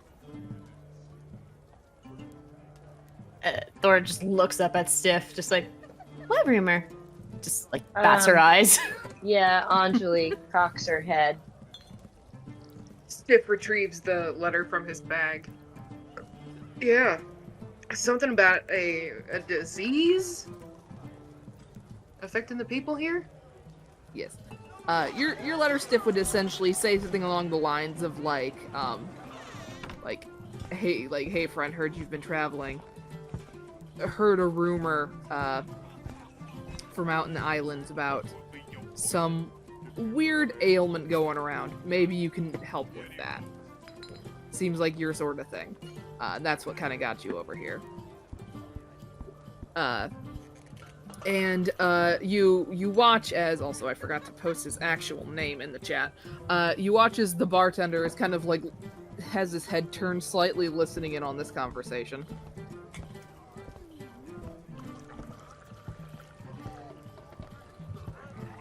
Yeah, some sort of illness or some bad business. You see that he kind of pulls the teapot off which is now beginning to, it's not like whistling yet, but it is like definitely like making the sound of like, my water is boiling. And you watch as he kind of reaches up into kind of this wooden box above the stove and will pull a tea bag out of like one of the sort of compartments in it, and is going to drop that into a mug and start brewing. And were you talking to him about the rumor, or just to each other? I was telling my compatriots at the bar. Gotcha. Yeah, go ahead and do whatever you will with that. Yeah, Cassandra already kind of knows based off what they said earlier, so. Or a little bit. I think Thorn is just like, kind of just tilts her head up at you, Steph, because of how small she is. I keep forgetting how small she is. And it's like, what kind of illness? Who's getting hurt? Yeah, that's the thing. I don't really know. I only got in town a couple of days ago, and I've been slowly working up the courage to even get out of my room. So, let me just say, this is all a lot. I understand completely. You're all absolutely lovely, and it's nothing wrong with you. It's just it's a me thing. Absolutely nothing to apologize for. This, it's a lot. Thorn would start applauding. As like, yay for you for getting out of your comfort zone. I gently press Thorn's hands together. I know that's why she stopped. I'm like, sorry. Yeah, I don't know if applause helps the awkwardness, but you're doing fine. You're doing fine being out here. Yes, you are. Just nods her head up and down. And Anjeli also nods. I'll take your words for it. You didn't fall over when I snuck up behind you. On accident, by the way. Most people fall over if I sneak up behind them, so, you know. Why? And Thor just asks you, genuinely confused. You know, big lady, armor, shield. The more she talks, the deeper the blush on Anjeli's face. I think Thorn looks shocking. Go ahead. It can be shocking to people that aren't expecting it, and I forget sometimes to announce my presence, and then, you know, people get scared. Thorn looks up and down at you, and then up again. Oh, sorry for saying this. I think that's a them problem.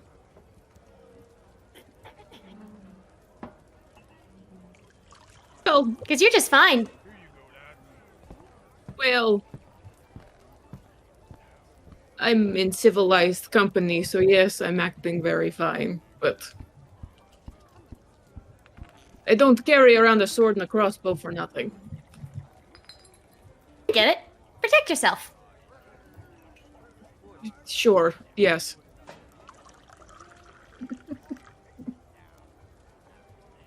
Anyway, you're doing fine, Stiff.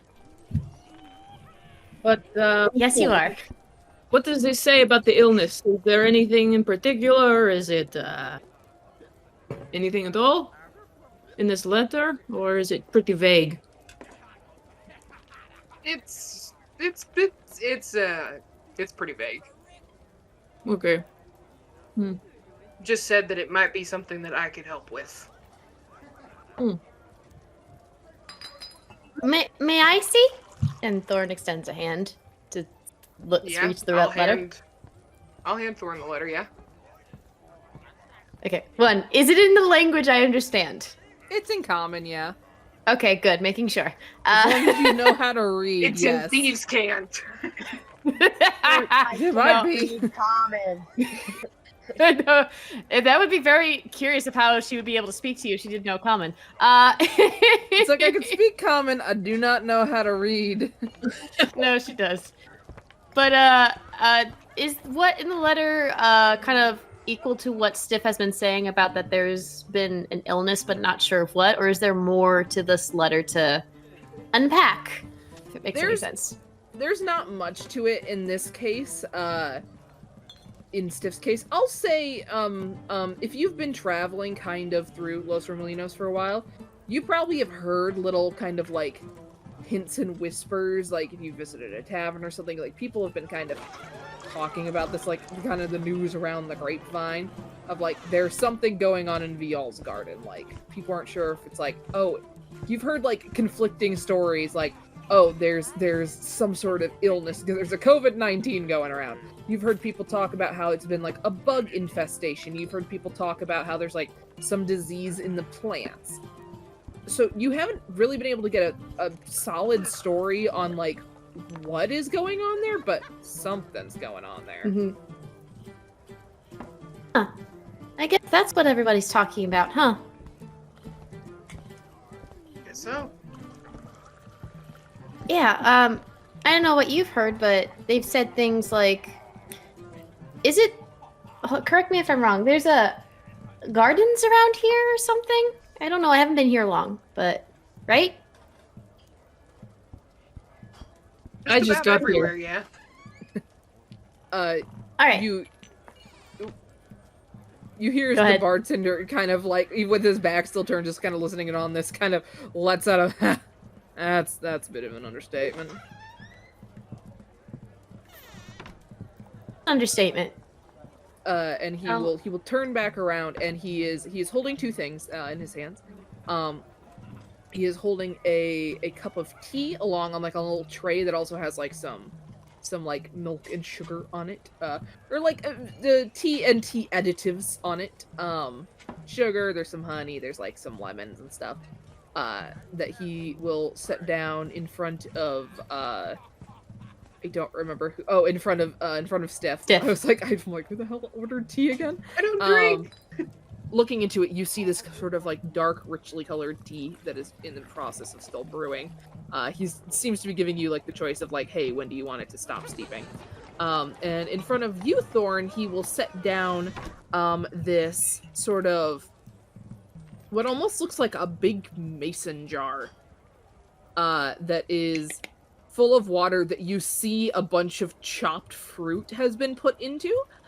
You see there's blueberries, there's strawberries, there's some like orange and lime, there's some mint, and you also see like some pieces of watermelon that have kind of been like cut into like star shapes that he will put down in front of you. And he'll look at you. Well, I mean, to say there's some gardens around here is a bit of an understatement. The whole place is a garden. Hence the name. Thorn's busy staring at the floating star pieces of watermelon in the mason jar. It's like, oh, sorry, very pretty drink, thank you. So the whole thing's the garden? And just starts taking a big glug, glug, glug. It's very tasty. Yeah, it is.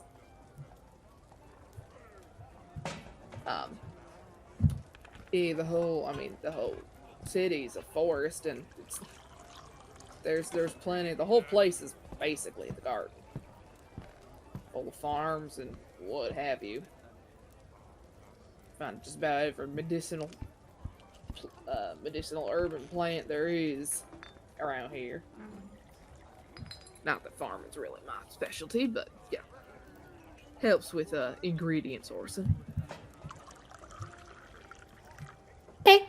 Oh, but yeah, I've just, I mean, I don't know what you've all heard, but there's been a lot of things I've been hearing, like, there's poison, there's infestation, nothing ever seemed to be concrete or together, shall we say.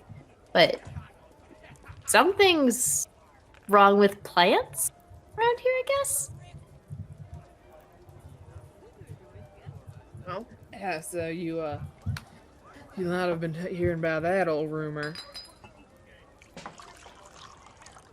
Hey, what you think of it?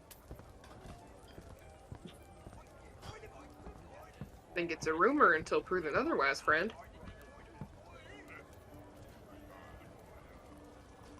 I mean, if it was, I can't say I know much on the subject, but well, if it was, what would you even do about it? I suppose.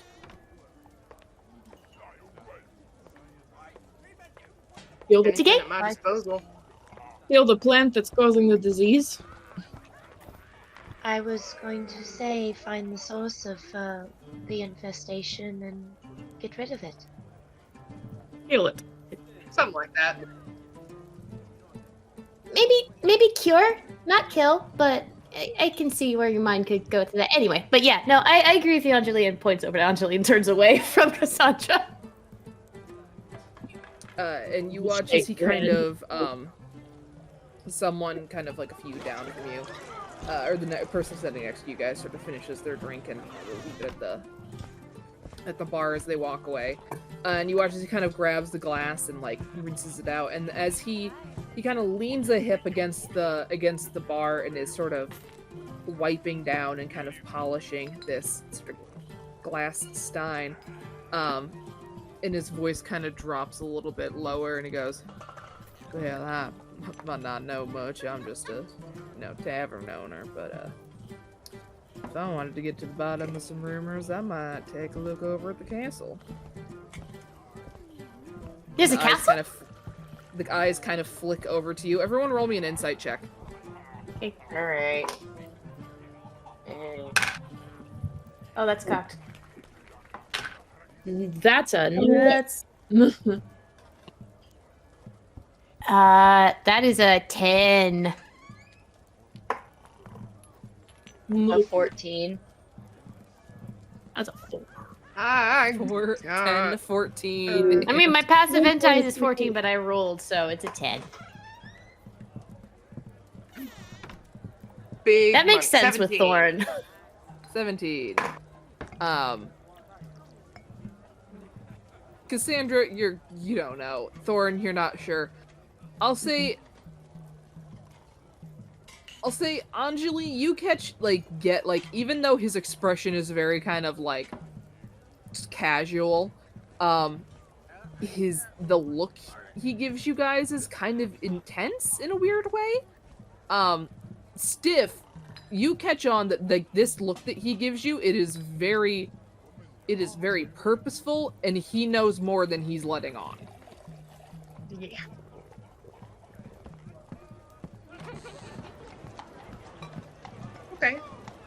Okay. Well, I'll anyway, I decide hope you what to guys do about that. enjoy your drinks. If you need any food or anything, just let me know.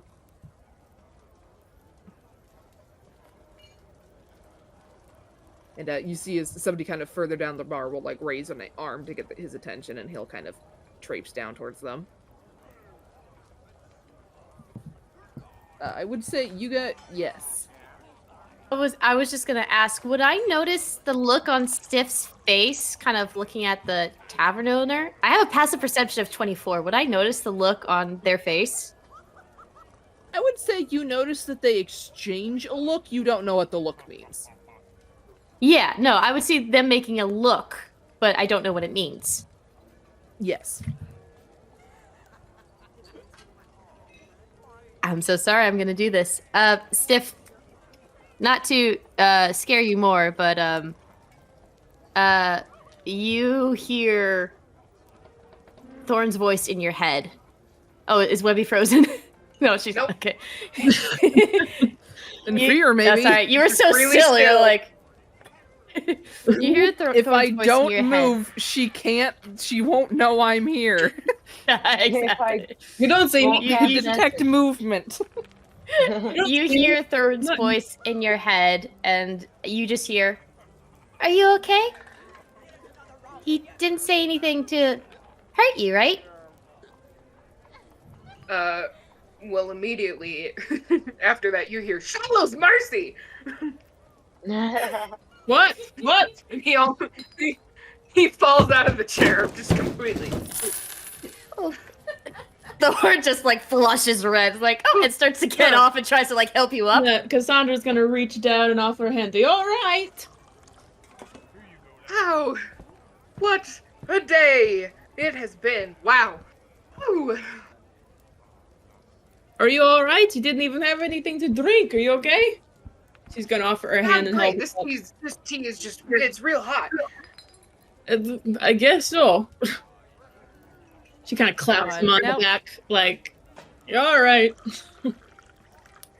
And Thorn. God, I don't know why I'm getting emotional. Damn it, I'm getting emotional as Thorn. It's okay. No, I know, but Thorn feels really bad, and she's like, I'm sorry. I'm sorry. I'm sorry. No.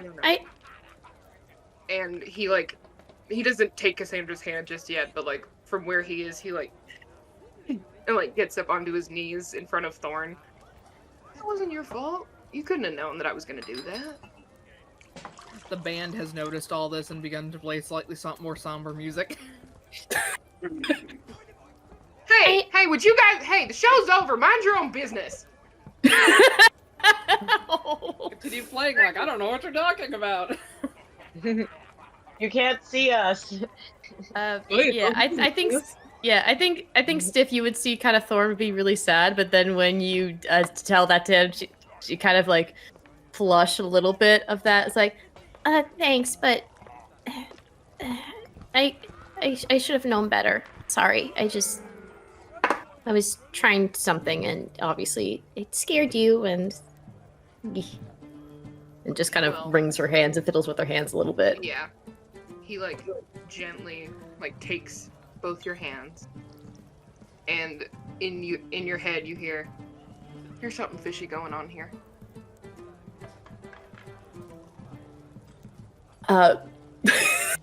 Just as Do the I have to make a response roll? to the message. Yeah, okay, yeah, that's what I thought. Yeah, yes. I think you'd see Thorn's eyes widen, and she was like, and just straighten herself up. And she says, and she sends a message to you. Thank you for telling me. I guess we'll find out. Indeed we will. Yeah, and then she's gonna help you up to your feet. So you can sit back on the chair. Yeah. I will say, you do know there is a castle in this town. Not only is it this is a capital, the capital city of this island and technically part of the royal island chain, but it is also the tallest structure in the city, so it's pretty easy to see. Even amidst all the trees and stuff. I feel like Thorn is the person with tree. I feel like Thorn is the person that has a little bit of ADHD, that they've seen it a bunch of times, but it just never really sunk in her brain. She's like, oh yeah, that's right. Oh yeah, that's right. There is a castle here. I just never got around to see it.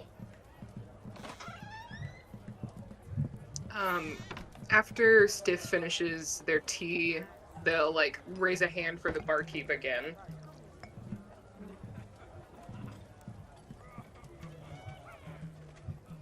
He will meander back over. By the way, you said you're drinking your tea? What do you put into your tea? I think Stiff puts two heaping spoonfuls of honey. Any lemon or anything? Nah. Okay. I asked because there was a thing. But it seems to be some sort of fruit tea. Sec. I remember what this tea fucking looks like. It is sort of this beautiful kind of, I'll use this picture. It is, you can taste kind of notes of hibiscus and stuff in it. It's this deep blue tea. A little bit herbal, a little bit flowery, but it's very nice. Overall pretty fruity. Yeah, very pleasant. Nice. But I will, after the bartender meanders over, What? Hold on. I gotta see what this man looks like again. Big, broady man with big, thick bar mustache. Something that you see of like a like muscle man on like a cleaner bottle or something. Looks a little bit like Braum from League of Legends. Yeah. I was about to say the broadman from Paper Towel mixed with like it's just an Italian chef that you see. This is Mario's dad. Like, yes, this is Mario's dad. Mario got his brawling skills from somewhere, and it was this man. And Stiff will just say, So I can, yeah, he will meander back over. Something I can do for you. well, this tea is lovely, but I was just wondering if there was any more information you had on this mystery disease, and or if any of your family's been affected. If you would let me know, I would gladly help you. Yeah, no, not Just trying to squeeze a little more.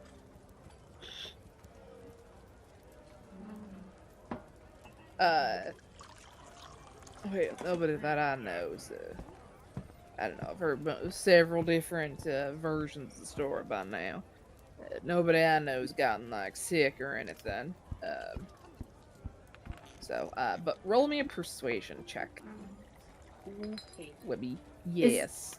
Is there any chance that Thorn could slightly, like, kind of like, oh, sorry, you forgot something here, and kind of like dust off the strub off a shoulder, like Splinter would, but as she's doing this, she's casting guidance absolutely. On him. So you get a D4. Hey, I need a D4. Okay. That is a dirty 20. Dirty 20. 11 plus 3 plus 6. Wait, no, 19. No.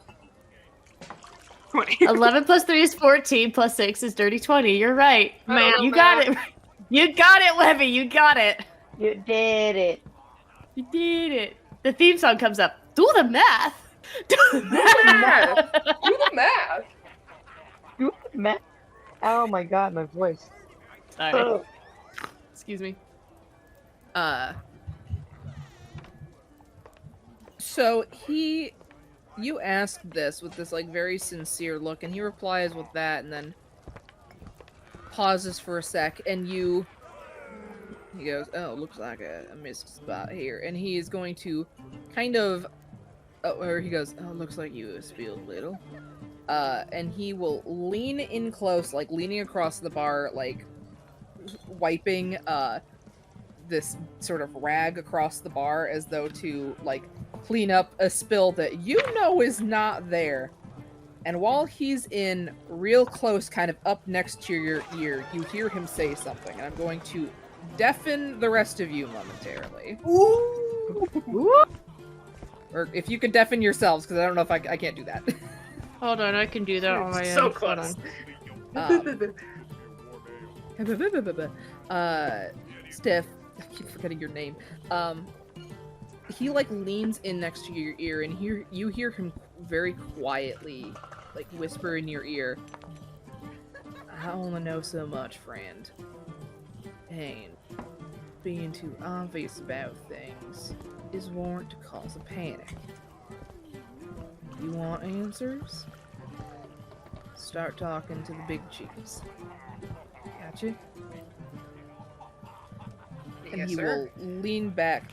Alright, looks like I got it. And he will lean back away from it. One sec, I need to signal the others.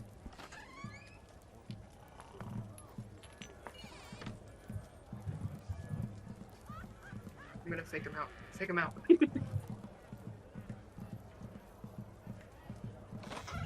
One. Something spicy is going on. Could be, certainly. But you watch as this bartender kind of straightens back up again. Alright, that looks like it. Looks like I got it. Oh, Yeah, thank you. That was so unfortunately, clumsy of me. I don't know much. Yeah, I don't know too much on the, well, I'm not much one for listening to rumors, considering how many of them I see go through here on a daily basis. You know what I mean. Of course. Well, thank you very much, friend. And Thorn fights that flower crown. how much does just- everyone's drink cost in our little party? I'll say. It's nothing like fancy, so I'll say like 1 gold total. Yeah. He'll put down 1 gold for everyone, and then we'll, like, offer to shake the man's hand. As you do, he will clasp your hand in this strong grip. As you're doing business with you. If you need any and food he or gets- rooms or anything, just let me know. He gets an extra 2 gold. He will, you like kind of clap your hand into his, and he feels the gold in there. And as he pulls his hand away, he subtly kind of curls his palm, and then you hear just a very faint clink as he drops it into the apron pocket.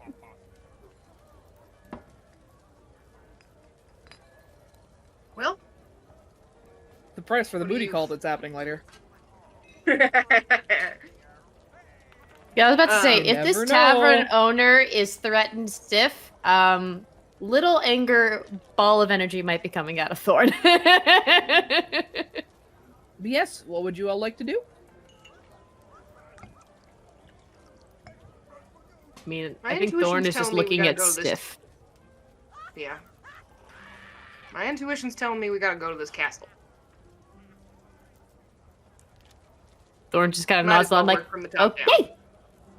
okay, to the castle then, and just kind of plop plop drops off. Oh, flower crown. Just, I'm just gonna go with it. The flower crown is so big for her head that it just kind of like blocks her vision every once in a while. Just like, oh, there you go. Jeez, I gotta get that fixed so so it cute. stays on better.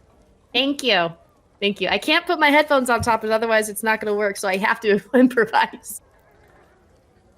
But yeah, she's like, okay, who knows where this castle is? It just points to you 3. Not to be. We all turn and look out a window at the same time. Yeah. Okay, we ask, and then I'm gonna look around to see if I can find anybody that I can maybe ask directions to the castle. There's a whole Jesus, tavern full of snail. people. Let me go to the most friendly bunch that I can. You get guidance on your way over. You see Thank like you. You see a family of like halflings having like lunch. Just merrily chatting and laughing and kind of just having a good old time. This At isn't a by any table chance nearby. the family where the cat that I saved from earlier, right? This is a completely It is different one. not different family. Damn it. Okay, never mind then. Thor just goes up to me like, hey, I'm so sorry. I don't mean to It's like intrude, it's but like a family reunion. It's like a whole. It's like 20. It's like 12 different halflings. even better. Thor will just be like, I'm so sorry to interrupt. Do you know by any chance where the castle is here? Oh, hello. Yeah, if you. Hi. It's a little hard to miss. It's center of the city. If you go down, once you leave the tavern, if you take a right, you can head down a few blocks, and then you'll find kind of the main thoroughfare. And then if you follow that sort of towards the north, you should lead you straight there. Sorry, visualizing in my head. Did I have to take a right?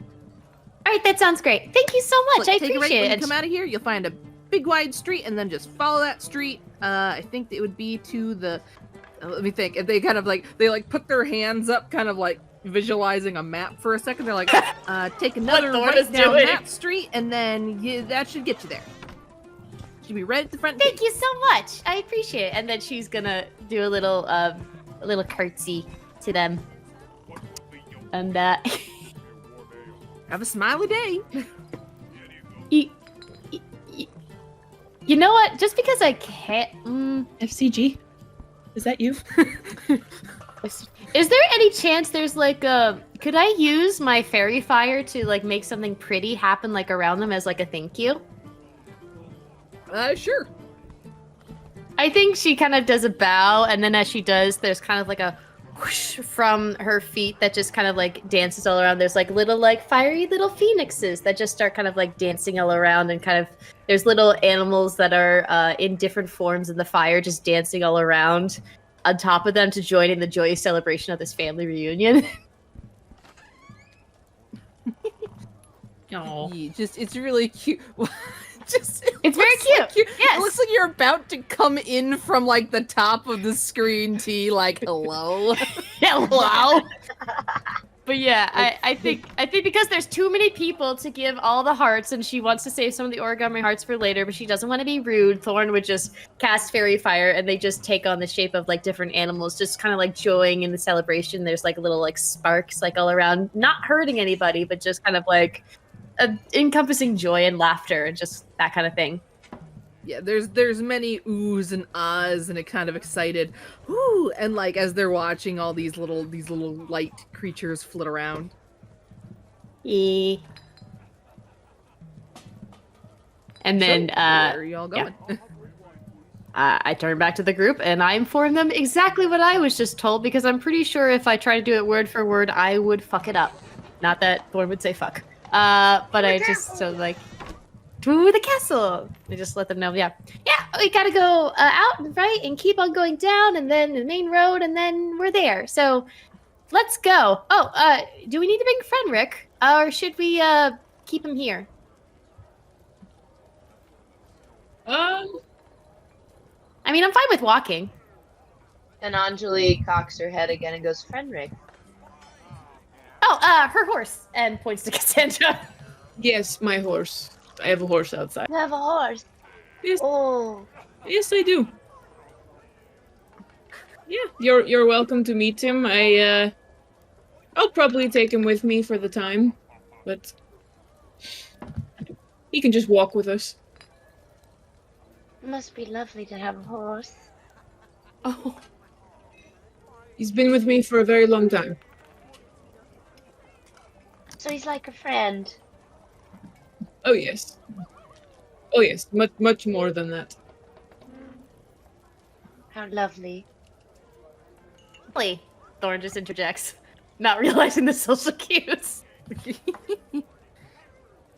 Yes. Well, shall we go then? I guess. And just Yes. You retrieve your horse. He has been well groomed and has given snacks and various things. He's chomping on an apple when you find him. Scratches him and just unties him and just starts walking with him. Oh, by the way, I don't know if we introduced ourselves, and she's gonna go to Anjeli and just stick out a hand. Cassandra, by the way. Lovely name. I'm Anjeli. It's also a lovely name. Just starts walking. Just. Yep, and she's just gonna follow along. Yep, then that's lovely, and she starts walking. Yeah, Well, I feel here's the Sif thing. and Thorn are already up the street. We're already up the street. I think maybe like either we're already up ahead or we're like follow behind. Thorn does not have a high insight, but has a high perception. I think it's just like, you think it's all right with those two? And just turns to Stiff. Judging by the color on our new companion's face, I think we're doing just fine. And just like looks hard to try to look at the color of their face and tries to catch up.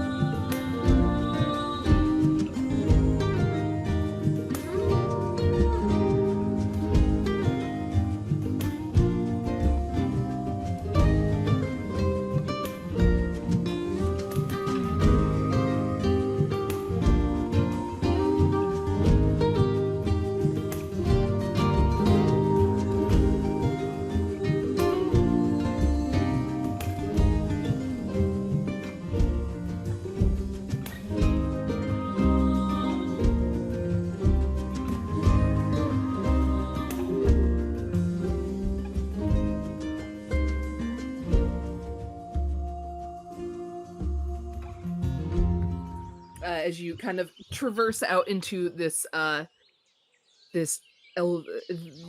overgrown, lush city. And you go ahead and you follow this thoroughfare the way they have been telling you. And eventually, you do in fact see. You realize why it is that this castle is so easy to find.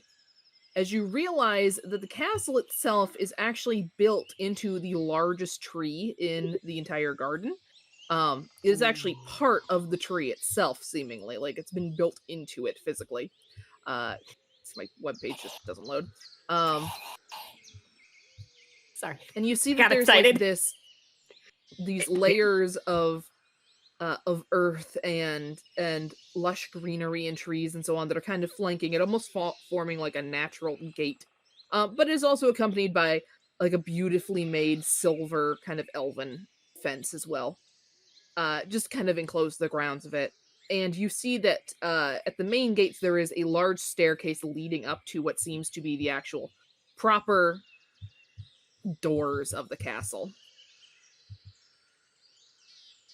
And flanking either side of these stairs, the gate seems to currently be closed, and kind of flanking either side of the gateway, there is a pair of guards.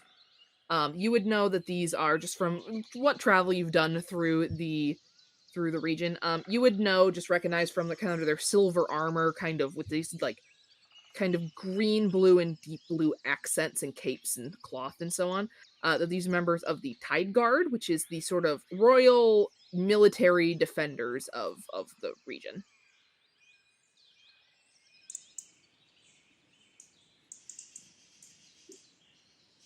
Sandra's gonna try to find a place Afternoon. to tie Fenric up. If there's a little spot. Yeah, you can go ahead and like tie. You could easily tie him to like the fence or something if you needed to. But you can kind of like wave at these guards and they kind of like glance at each other and go. One goes, hello. Do you need help with something? Thorn again just waves hi. She's trying to have a friendly approach with anybody. Yeah. Stiff says, we're an interested party that's wondering about this disease, and we're just wondering if we could help.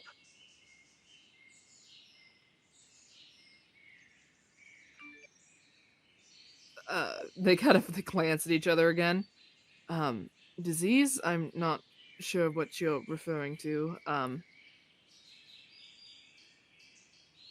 If you're referring to the rumors going around, well, one of the many rumors going around, at the current time, those are unfounded.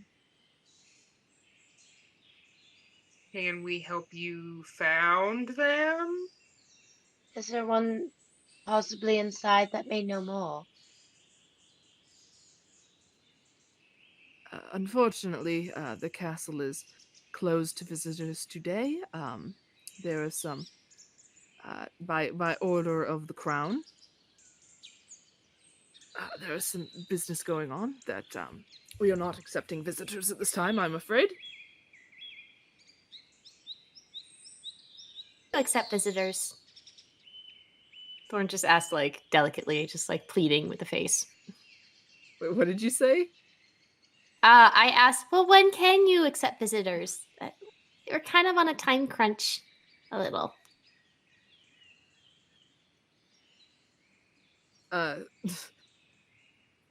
Well, I suppose you could put in a meeting request or something. Roll me a persuasion, Thorn. Guidance. Thank you. That's my persuasion. Okay. It's really good. Okay. And I also get a D4, you said? Okay. So that's the plus 3, 14. 14.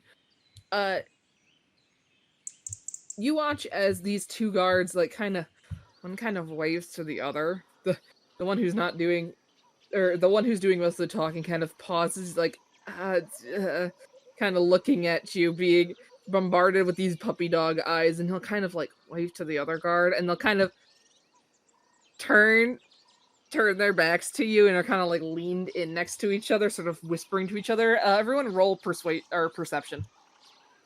I was about to say, could I as use they're my turning passive around, I perception? lean in. Could I use my passive perception? I got a 24. Or do I have to roll? I will say this is an active roll because they're trying to stay quiet, so you're like straining to Okay. hear. All right. I will actively roll for this one. That's a That 21. I rolled a 5. Got better than my passive perception. 25. Good God. I Okay, a 5 rolled to another natural 25. 20 for 26. Jesus. Hey! Or 23, sorry. I'm thinking of Kodak. Yeah, but still, natural 20. Nice. Nice. So you Ota?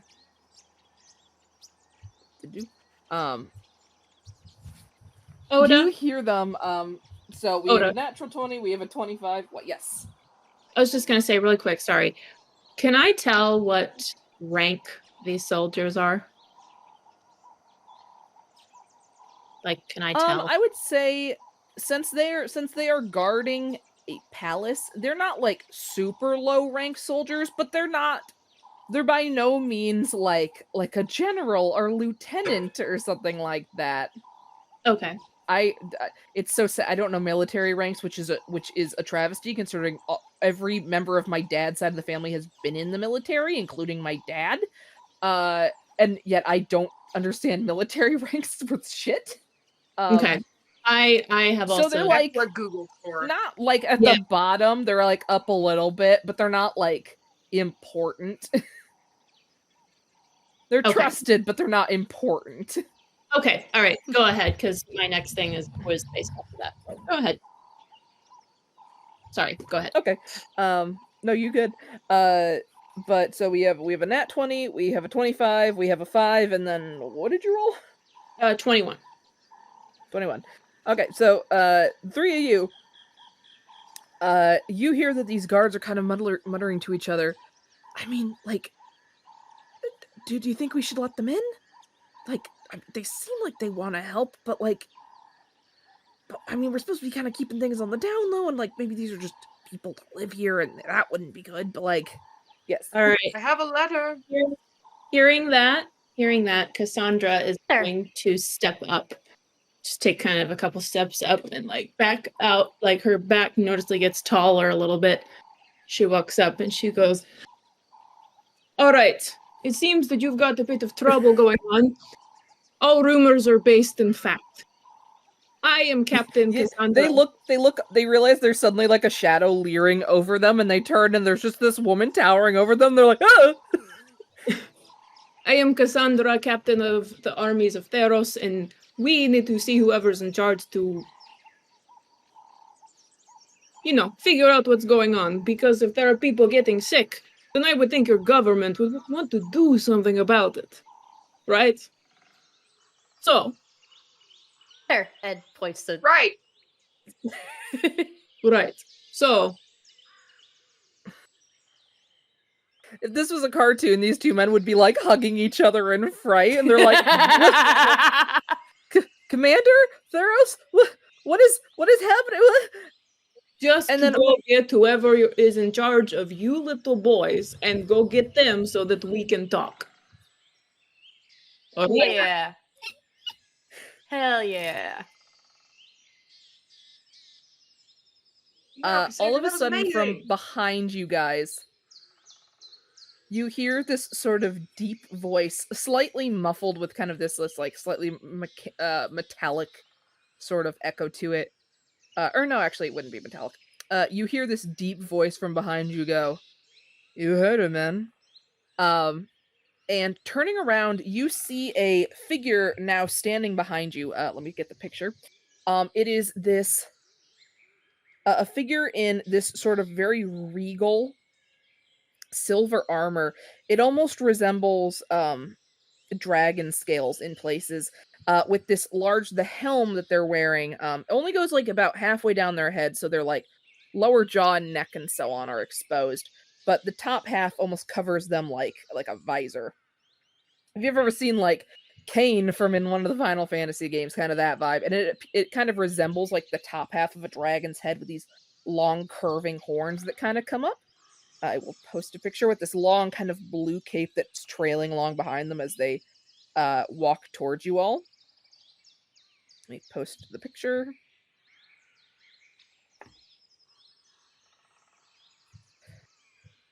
Ooh. Nice. Nice. And you guys suddenly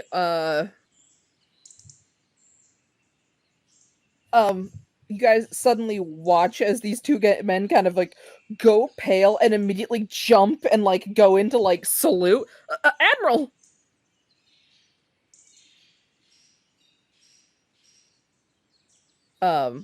Cassandra's just gonna turn and look at the commander. Or admiral. And he will kind of step up to you. I believe the one you'd be looking for is me. Yes. What can I do for you, Commander? Well, Commander? yeah, Admiral. I was just passing through and heard some unpleasant rumors about some illness, people dying, not good shit, basically. And well, us commanders have to stick together, right? And I'm here to help, as are all of us. So, Just see Thorn's waving. I see. Well, we will. And you see as I'm gonna let you guys see this. You see as this up this close, you can kind of see the slight glint of eyes behind the visor of this helm. Kind of the glass, kind of the one-way glass visor.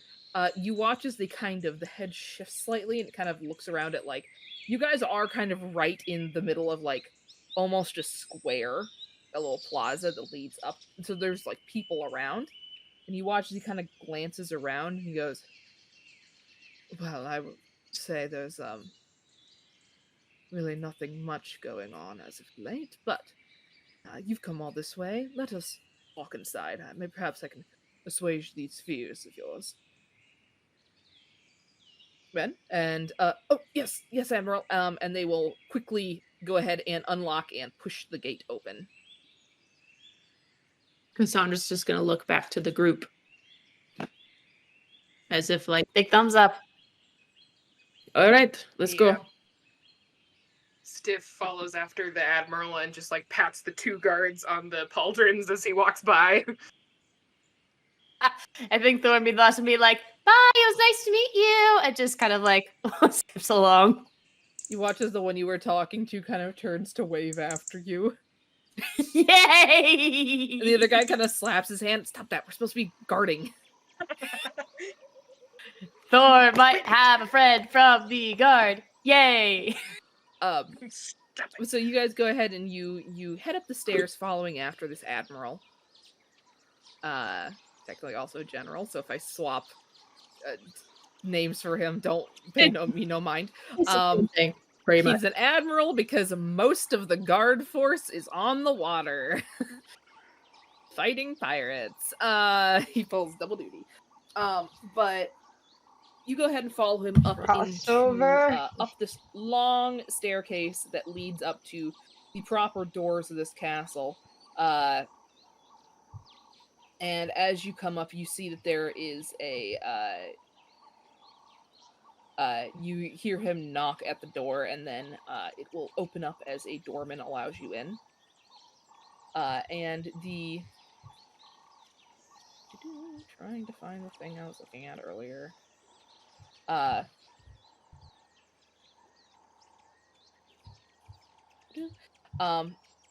then as the the door kind of slides shut again.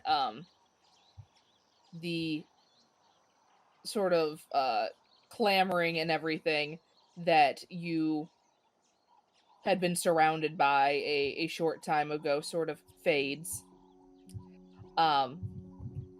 As you're now inside this very beautiful kind of intricate castle. And he will go ahead and follow me. I apologize for, the treatment back there. Don't mind them. They are just doing their job. No apologies necessary. Apologies for the subterfuge, so to say. We're trying, and we have our reasons for not being especially obvious about everything going on. But I understand that's not what if cause you... a panic, right? Well, I can tell that you all seemingly want to help. So, I have someone I think you'd like to talk to. And he goes ahead and he's like leading you through these halls of the castle, and eventually, he kind of leads you down like down a set of stairs, like a short set of stairs, and into this room that immediately kind of like catches your eye with like how beautiful it is. You see this room kind of formed from almost like seemingly naturally, either naturally grown or like magically shaped wood, with these large glass windows in the wall that actually are looking out into an underwater scene. I will move us to that page.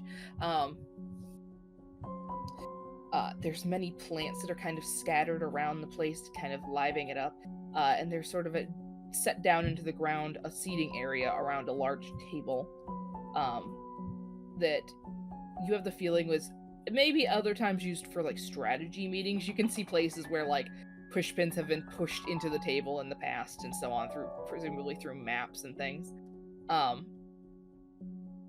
Currently, however, there is several papers scattered across it along with a tea set.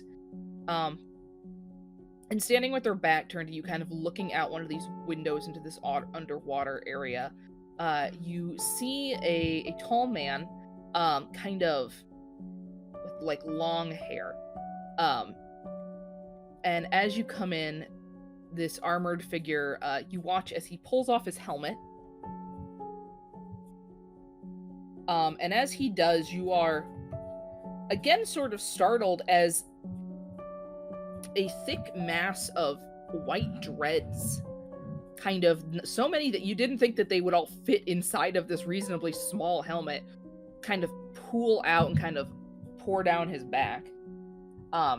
You see that he is actually you'd seen it before from the exposed jaw, but he's quite a dark-skinned individual with like this very snowy blonde hair.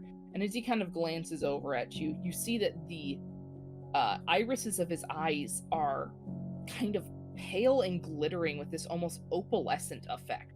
You realize that he doesn't have an actual visible pupil that you can see. This is what he looks like. This is what the Admiral looks like. And he'll kind of nod to you guys for a sec, and then he'll lift a hand and kind of knock at the door frame. My liege, I have some people with me who I think you would like to talk to. And you watch as this figure across the room from you sort of turns, and you see another dark-skinned man, with this sort of long, pin-straight, sort of blackish brown hair, very neatly trimmed kind of beard and mustache and goatee, in these kind of long, elegant, like kind of gold-edged robes. And he goes, "Oh, well, thank you for bringing them to me, Gabriel. May I ask your names?" I think is Gabriel staying or is Gabriel leaving? He is standing by the door. Okay. I think before when we enter the door, I think Thorn will be like... Takes up position by the door. Yeah, I think before we head inside, Thorn is gonna go up and whisper, be like, Your hair's really cool, by the way, as well as your eyes. And then just thumbs up and just walks in. He looks slightly startled by this compliment, but like will kind of nod to you. Thumb up and then just walks in.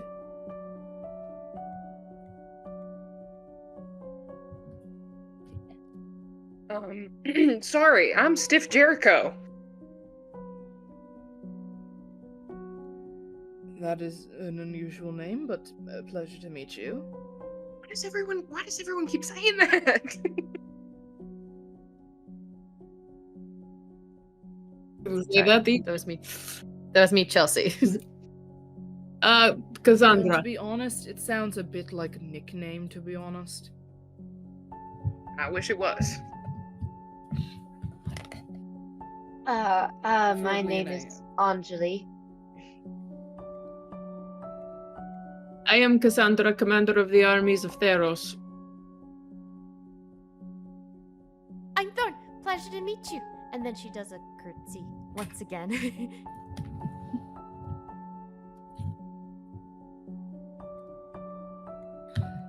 And he will kind of give a bow to you all back.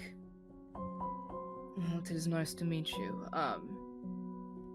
My name is Tiberius Muriel. I am Archduke of the family Muriel of the Los Remolinos region.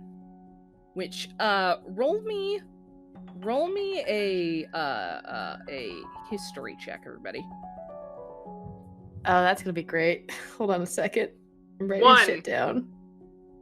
2 minus 1. 1. History, you said? Yes. 8. I got a 9. Nat 20 plus a 3! Good God. I got a nat 20! I'm not kidding! Do that shit. My What goodness. does Thorn know? Everything. It's just Okay. like, how do you know what that means? Thorn's like, Um, I like castles.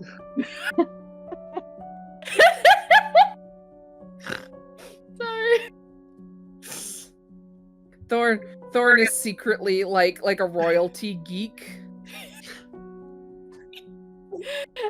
But yes, please tell me what a nat 20 gets me. Keeping up. I will say actually, I will get to that in a second. Anjeli, roll again, because you have a potentially reason to know something about this. Okay. Oh boy. Guidance. Back It backstory was things. worse. Oh, you want me to do guidance? Okay. Boy, oh boy. Patch this to the better one.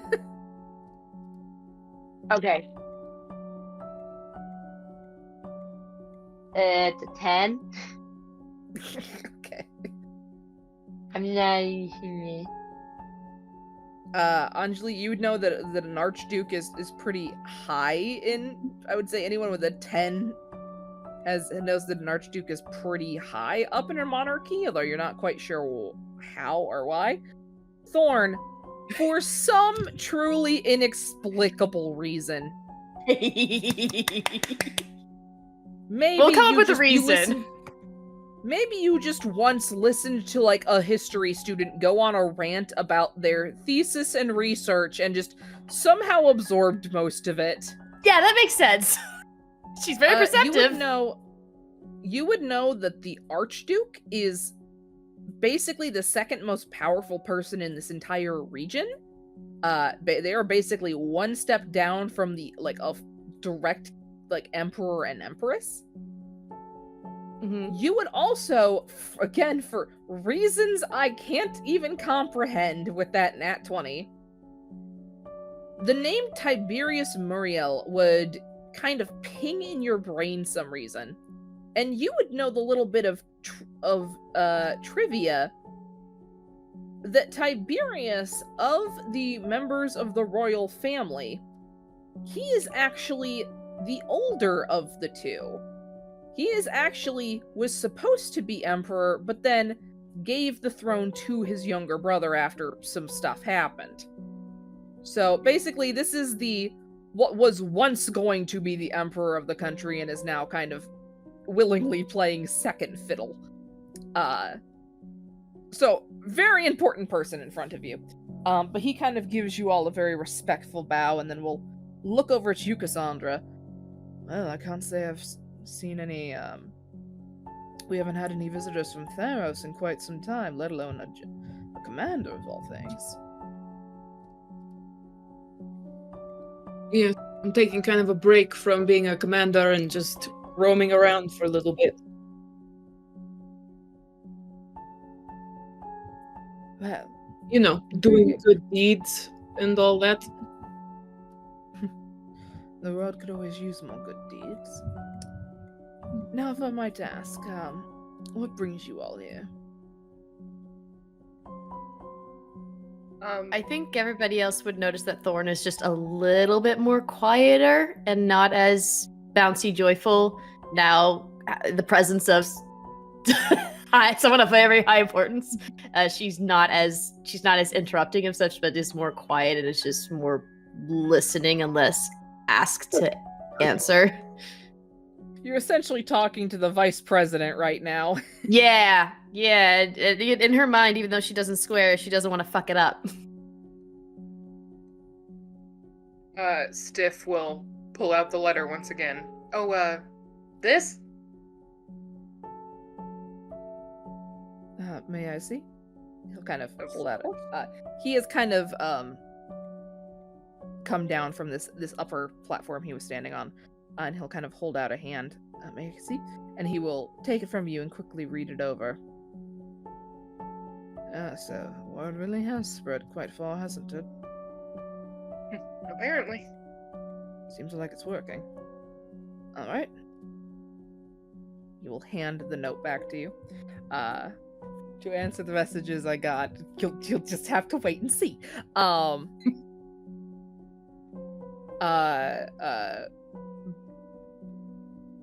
Though later I will have something funny to mention on that fact. But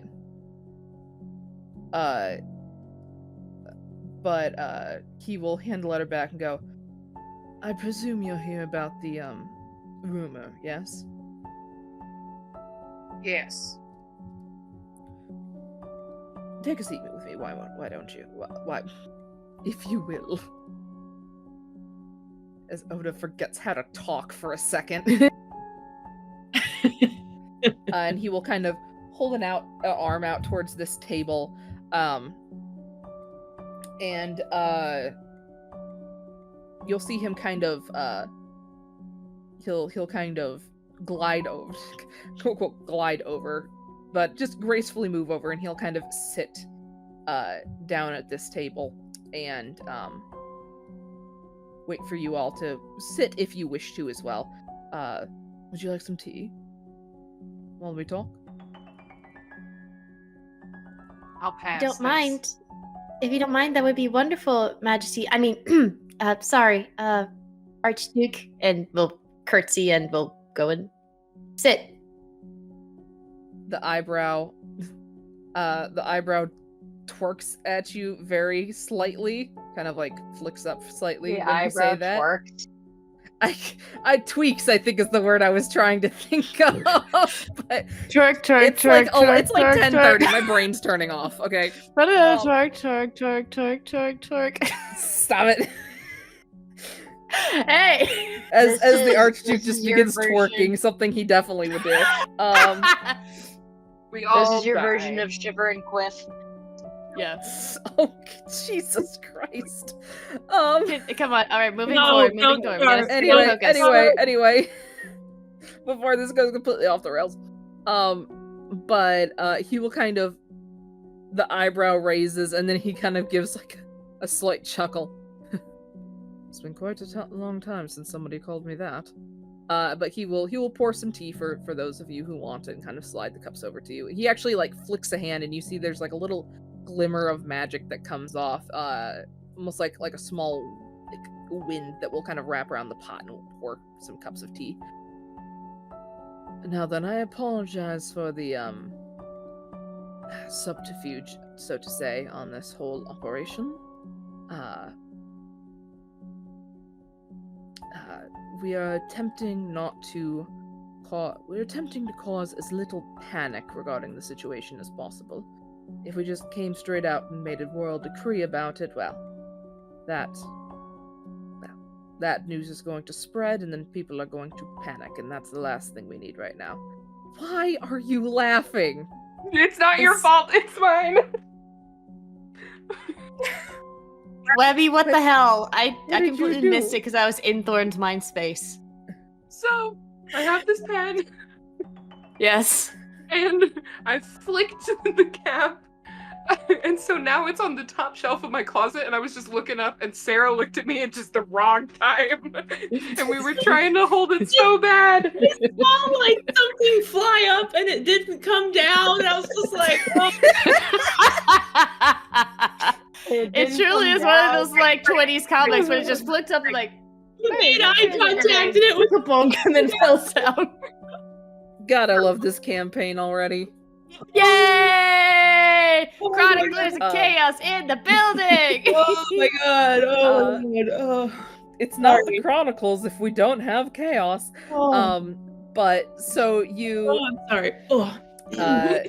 he goes, I apologize obviously for all the subterfuge. We're attempting not to cause a panic. Stand. If we come out Get it? straight out and say that something's wrong, well, people are going to panic, likely. But if it's just a rumor floating around, there's rumors every day. Most people don't even think twice about them. May I ask, who sent you this direction? Who did send me this direction? Barkeep. The lovely barkeep at the Lucky Clover. Oh, Timothy, right? That's his name, I think. Yes, Timothy That's the one. Kelsey. And well, if he's the one who sent you our way, I Didn't expect him to that's be a sign that, Timothy. you Sorry, might continue. be quite helpful indeed. To explain a bit, we've been, in order to help draw in potential helpers regarding this whole situation. Well, if you haven't noticed, taverns tend to be quite a lush source of information, especially to adventurers. What better way to get the word out about a potential adventure, so to say, than leaking it through your personal drinking space. Now, Kelsey has been a great help to us in that regard, but you're the first, I guess, he's ever deemed quality enough to send our way. Which I suppose means I should explain things. It would be helpful, yes. Recently, within the last month and a half or so, several of our herbalists here in the city, some of the royal herbalists who maintain their own plots here in the city, alerted us to a startling pattern they began to notice. Certain plants were beginning to become ill. Crops were failing. Things were slowly beginning to happen, and no one was entirely sure why, until, well, they noticed this. And you watch as he kind of will reach into a small kind of satchel at his hip, kind of that's attached to his sash, and he will pull out what looks like a small vial that he will, or like a small bottle that he'll set on the table. And inside you see this sort of grayish substance, a grayish, kind of clumped together substance. Now, this is what we managed to extract from the water in order to analyze it. But we haven't fully been able to figure out what it is other than some sort of contaminant. From what we can tell, though, it's not good, poisonous of some form. But not normal, natural poison, so to say. something is somewhat arcane, but not also somewhat not in its nature from what they've been telling me. Yes. Can I cast Detect Magic on it? Sure. Okay. Good thinking, good thinking. Very good thinking indeed. But yeah, as she looks at it, she kind of tilts her head to the side and mutters, I wonder. And then see a bit of magic linking between her and the vial. In fact, I am double checking my schools of magic so I can make sure I say the right one. No, you're good.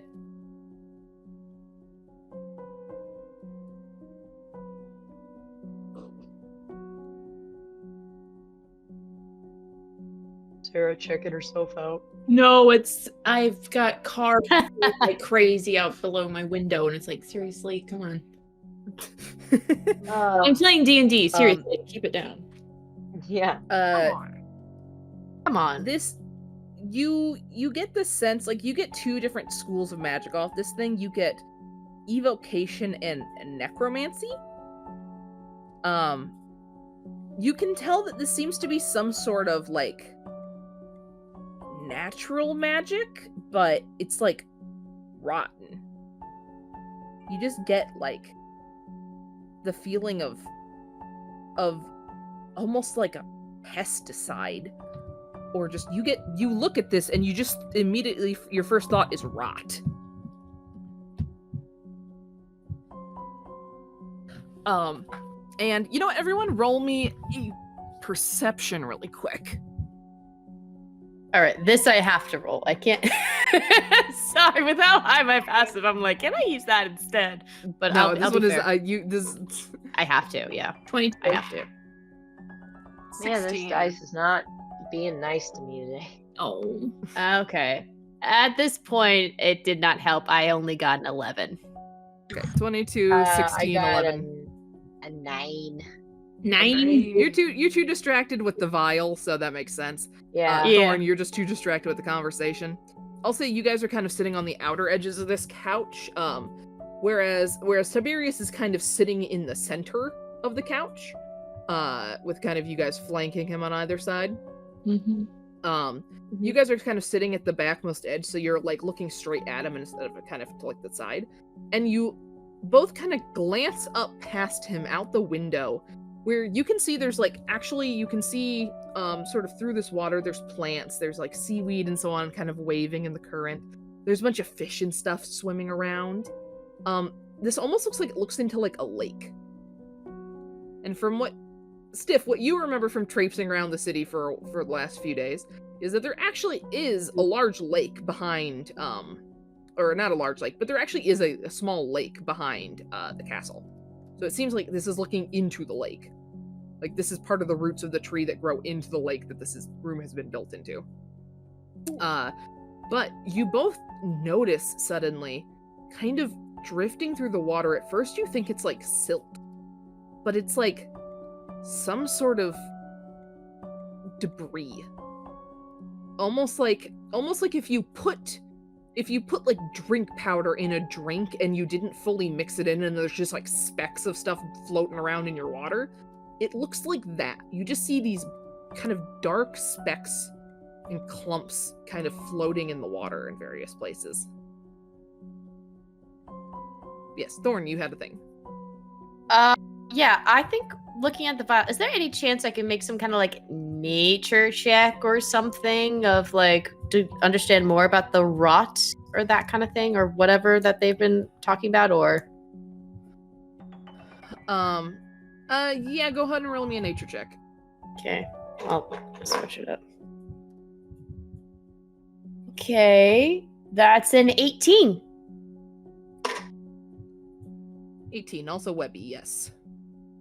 Yeah, I was gonna... Can I cast control water and try and get some of the rot in the water to like come towards the glass?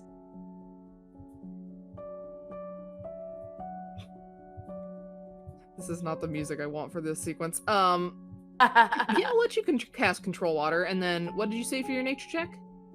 18. 18. And then, yes, I will let you,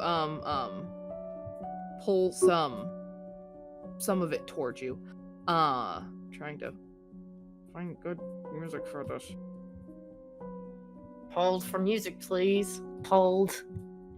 Hold for This. talent. That's not quite what I want, but like, peppy music is not what I want for this sequence, and I just clued in that was playing.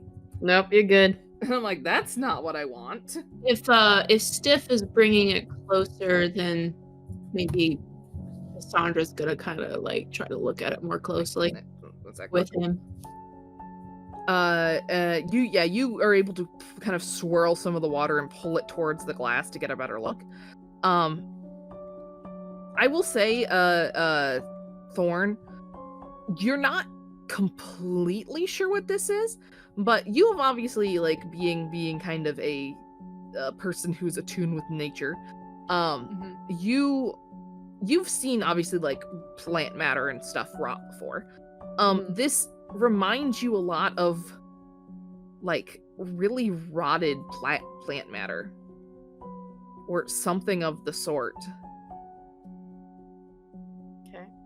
Like either something fungi related or like it's just decomposed plant matter. Okay. But at first we weren't sure where it was coming from. Eventually, after enough searching, we found the source. Did anything come? Sorry, did anything come of Anjeli's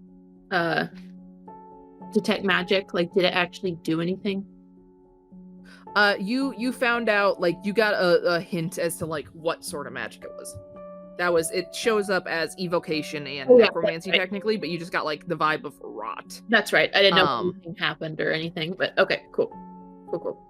You're not getting like, oh, this is evil demonic powers. You just like, right. When you cast that smell, for some reason, Anjeli, even though there's nothing in the room to make this smell, you suddenly feel like this phantom scent of like if you ever go to like a compost bin or something and you smell all the like the rotting like plant matter, just like that kind of dirt, like mildew smell, you just suddenly get a scent of that in your nose. Gross. When you do that. She's gonna like scrunch her face afterwards and just be like, shake her head. Basically he goes, well, we searched for quite a while. It seemed to be spreading through the waterways, which you would know there are several kind of river waterways that spread through the city to help. Basically, there's like a network of them that basically make sure that all the plants and stuff stay watered. Mm-hmm. And they kind of like spread out of the city off across the rest of the island. We realized it was traversing through the waterways. When they initially noticed it, it was at the center of the city. The first plants that they noticed it on were closer to the city's center. But as time has gone on, they're beginning to notice more and more specimens spreading out from there. I will say also, you two, I'll say this is also a thing you two noticed, was that along with the stuff that was in the water, you also saw some of these potted plants that are here in the castle almost look like they're not like really well manicured, like they were like when I bought at a flower shop and just have been having in my house for looks. They look a little rougher. They look a little more like wild and unkempt. And you notice there's actually like these like spots on the leaves and so on where they're like kind of like dry and brittle. Like they're diseased in a way. Almost like they've been brought in here to like study them. But eventually we did manage to find seemingly the source of the infection, which is where our problem arises. There is a spring at the center of the city here that feeds the waterways that spread through it. And it seems to be coming from there. We sent some of our guards to investigate, and they found at the bottom of the lake that the spring comes from, a crack of sorts. What kind of crack?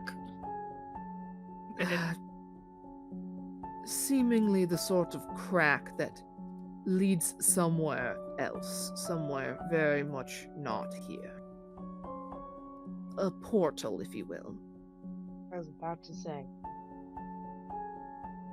Well, that can't be good. As Thorn speaks up Certainly about that. not. Now, we attempted to fix this issue by ourselves, and we sent in a regiment to go investigate and report back about what they found and if they were able to find and stop the source of the infection. That was about 2 weeks ago now. That was about a month ago now, actually. We found it pretty soon after the problem arose, and we have not heard back from the app, which is where you come into the equation. If our best men aren't up to the task, well, perhaps we can find the skills necessary from elsewhere. Kind of look across to your group.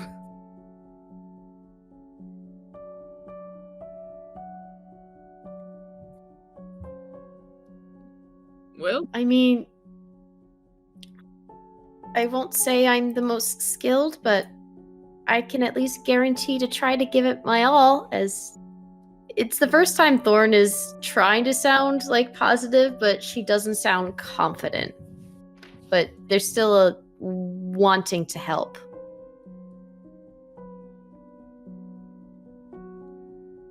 well, it sounds like whatever's on the other side of that portal, probably not all that nice, so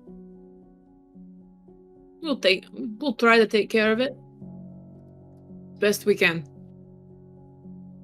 Whatever I detected in that vial was some nasty stuff. I don't think it should spread any more than it already has. What kind of nasty stuff? It's like rot.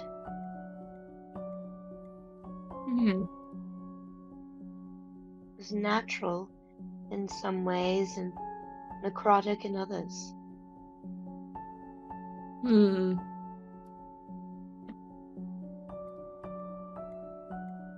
Interesting.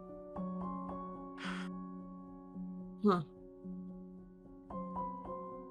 Well, What are we waiting for? guess give it our That you all seem reasonably enthusiastic about it. And, well, really just being willing to help and giving it your best shot at about all it's the best we can ask for. Now, if you do decide to take on this task, so to say, of course you won't be going unrewarded for it. I have discussed with my brother and his family, so the rulers of this region, and to whomever is able to help us rectify this situation, goes the prize of whatever you ask for, within reason, of course. Upon if you'd hearing like fast riches, we can handle that. If you'd like assistance on certain matters or certain artifacts, that can be arranged as well. Unfortunately, we can't just hand over the monarchy to you, but most other things within reason can be accounted for.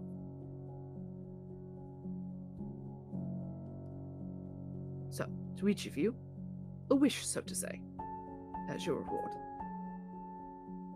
In addition, obviously, well, this is going to be dangerous. If our men haven't come back, that means, obviously, there's something unpleasant waiting on the other side of there. So, we're not going to send you in unprepared and unequipped. So, I will be able to provide a sum of funds for you to use as you wish to equip yourselves in preparation.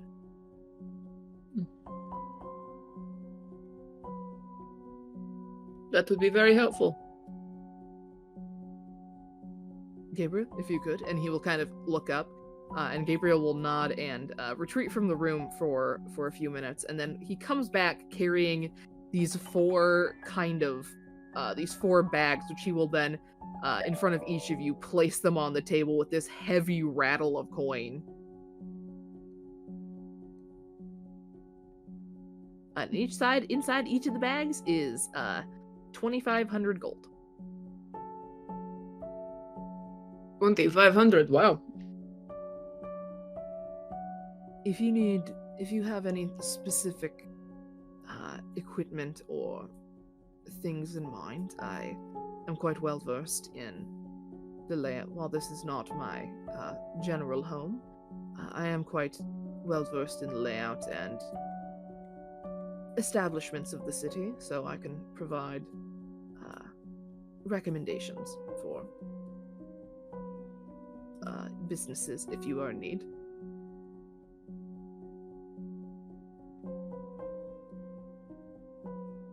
Yes. I think Thorn for a while has been quite silent and to herself and not really making eye contact. So when the gold hits the table, it kind of jolts her back to focus. And she would then look to, what's the name of the Archduke again? His name is Tiberius. Tiberius. I think she will look to Tiberius and say, "We'll do what we can, but you don't have to grant me any wish. I don't want it. If you don't mind, I can take some of the gold that might be helpful for this and then give back what is yours. I really don't want anything."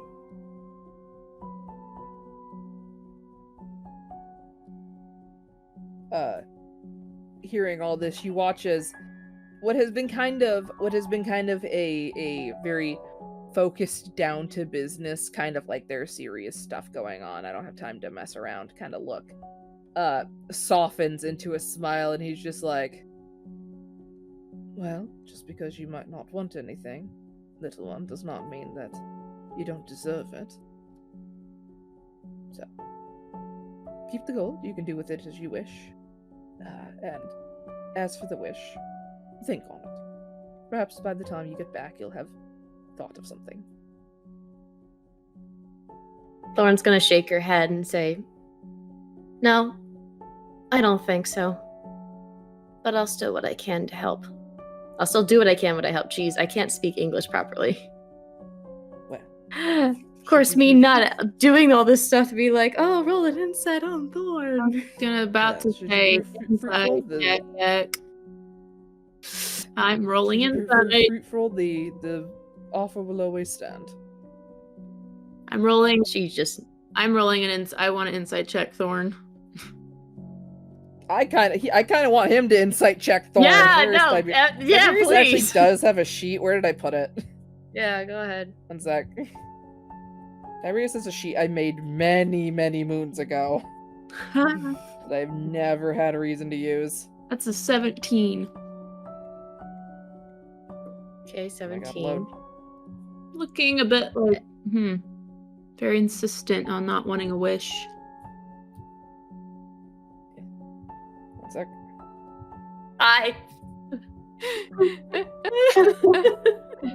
Does Anjeli make a roll or just no? What? Oh my god, how is your insight so insight bad, on Tiberius? Thorn for not It's like wanting the 11. wish. An 11, okay. Holy cow. The highest roll I've done this whole game.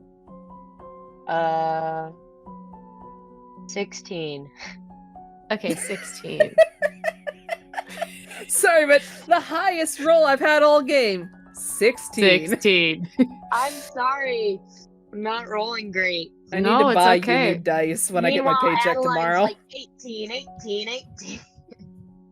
You've become the Mercer Ray when she doesn't roll well. A blessed Love you, girl, Mercer Ray. truly. Love you, wife. Yes. Well, obviously, Stiff and Tiberius don't get anything. with a 16 and a 17. Damaris is like, she's humble, it's fine.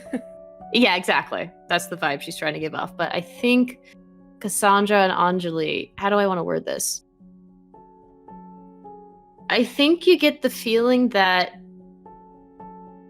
for her being so insistent, it's more of she's afraid of what she would get if she did make a wish.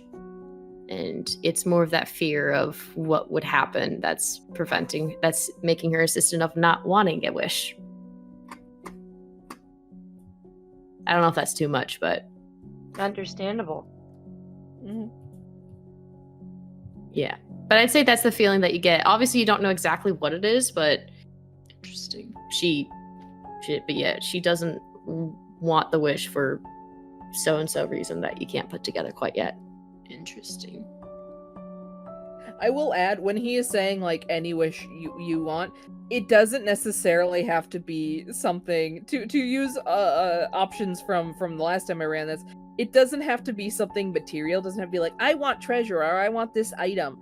Somebody asked for a tavern. Somebody asked for a magic lunchbox that would always give them a new lunch every time they opened it. Amazing. No, Hey, Sarah, want that? Me too. yeah, no, I can rediscuss this with you later, Ota, but this is something that we talked about regarding Thorn and her character. Mm-hmm. But I get it now. Okay. you get it now? Yeah, you get it now. It's like 11, my brain finally caught on. No, it's fine. That's what happened with me and Sarah and Travis, excuse me, the last few sessions when something happens, like, what do you mean? Oh, that's what you mean. But yeah, What? you know, yeah, you know why. You know why, Ota. But yeah, Thorn's just very insistent of not wanting a wish, but it would not mind having the gold to at least help out and get by. She doesn't want to keep all of this gold if she's not going to use it. I will say, you also can pool your resources if you like want to buy something you don't have the money for. I think all I just rolled was the 2,500 gold. I don't think I rolled for the other gold. So I meant, like, if you guys want to pool your gold together as like a party fund rather than individual chunks. We'll see. That we'll is see. 100% allowed.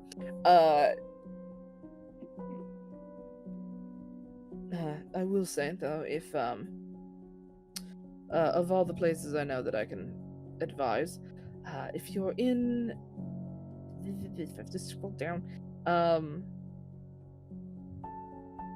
If you're in need of magical items, there is a shop, one in a series, run by a rather prolific family here in Los Remolinos. This one goes specifically by the name of Arcana Farmers, that I do recommend if you wish to peruse their sort of wares. Arcana farmers? Is that what you said? Yes. Okay. Okay.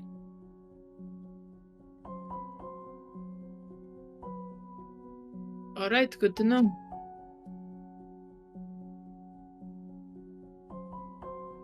Now, is there anything else I can offer in the way of information, advice, questions to be answered?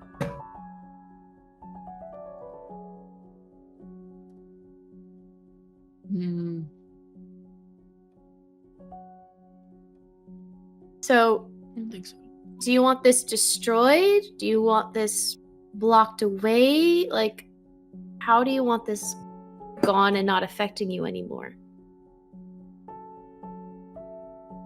Whatever you would deem to be the best course of action in the context of it no longer hurting my people.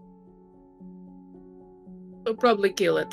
If that comes to sealing it away, or killing it, or curing it, or whatever you deem, that is up to you. But Probably kill it. in the Thorn end, I do gives not you a want this to be side eye, problem Cassandra. again. Probably kill it. Thorn gives you a side eye when you say that, but doesn't say anything. Just gives you the side eye when you mention Gillet. Well, I propose we find out what it is first, before we do any killing or hacking or slashing or magicking or whatever. Good I would idea. have to second that notion. Good idea. Me too. Or I third it. How's that saying go? I never understood what the saying is. I second, I third it, I fourth it. Oh god, my head. It's just gonna start.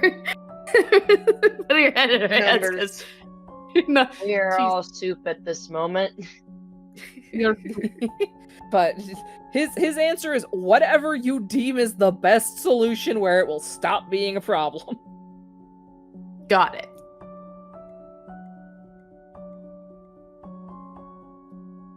Would you also like us to look for the missing persons as well? If you could, that would be greatly appreciated. Frankly, if they haven't made it back by now, I don't have much confidence that they will, but there is always a possibility. If you do find them and you manage to get them back here, all the better. Well, don't give up yet, my lord. We'll do our best. And that's all I can ask from you.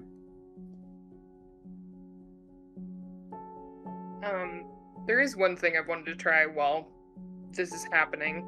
Stiff Yeet. kind of like goes off to the side and goes up to one of like the plant pots that looks a little rough, Mm-hmm.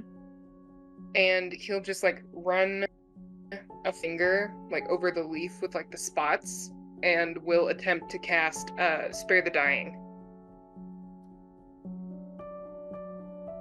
to see if it does anything.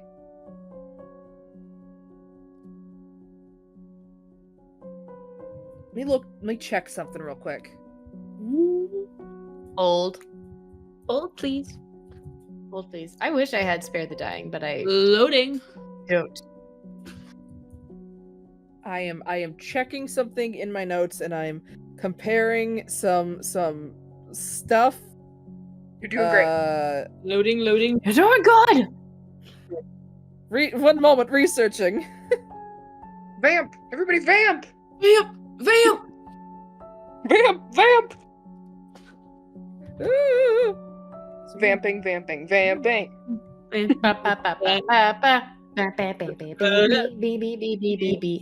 Fill in the space with sound.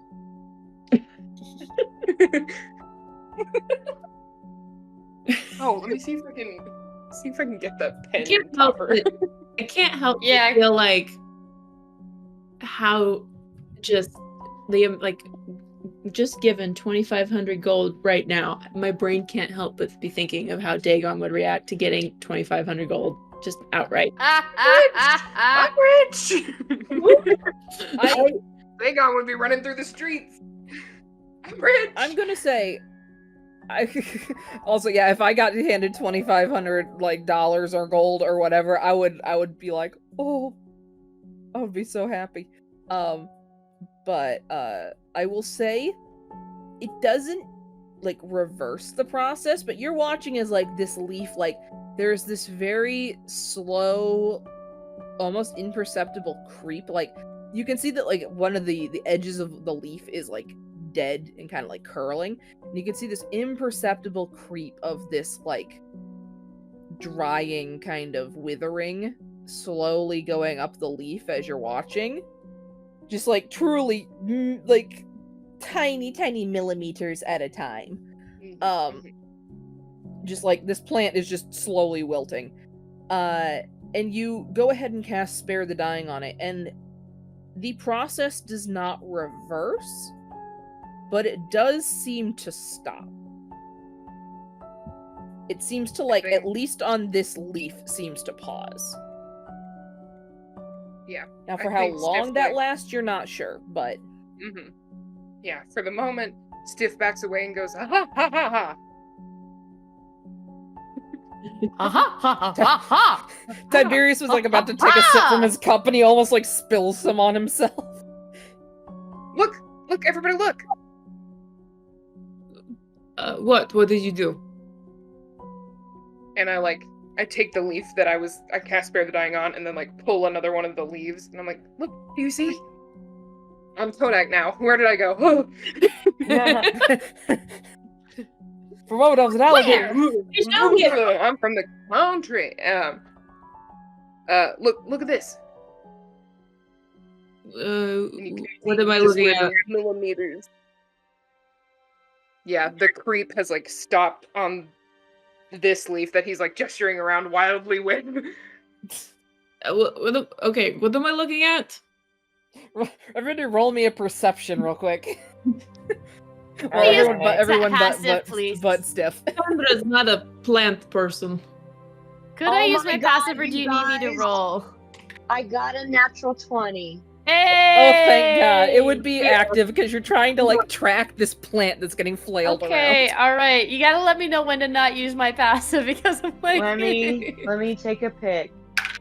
That's a A 15. That is a 15.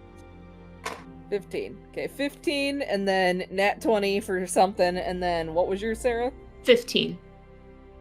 15. I would say Thorn and Cassandra, you can see there's something different about these two leaves, but you can't quite tell what with Stiff flailing one around. Waving it around. He's so happy. It's just getting whipped around. It's like it's surviving, but maybe not for long with this treatment. Oh no.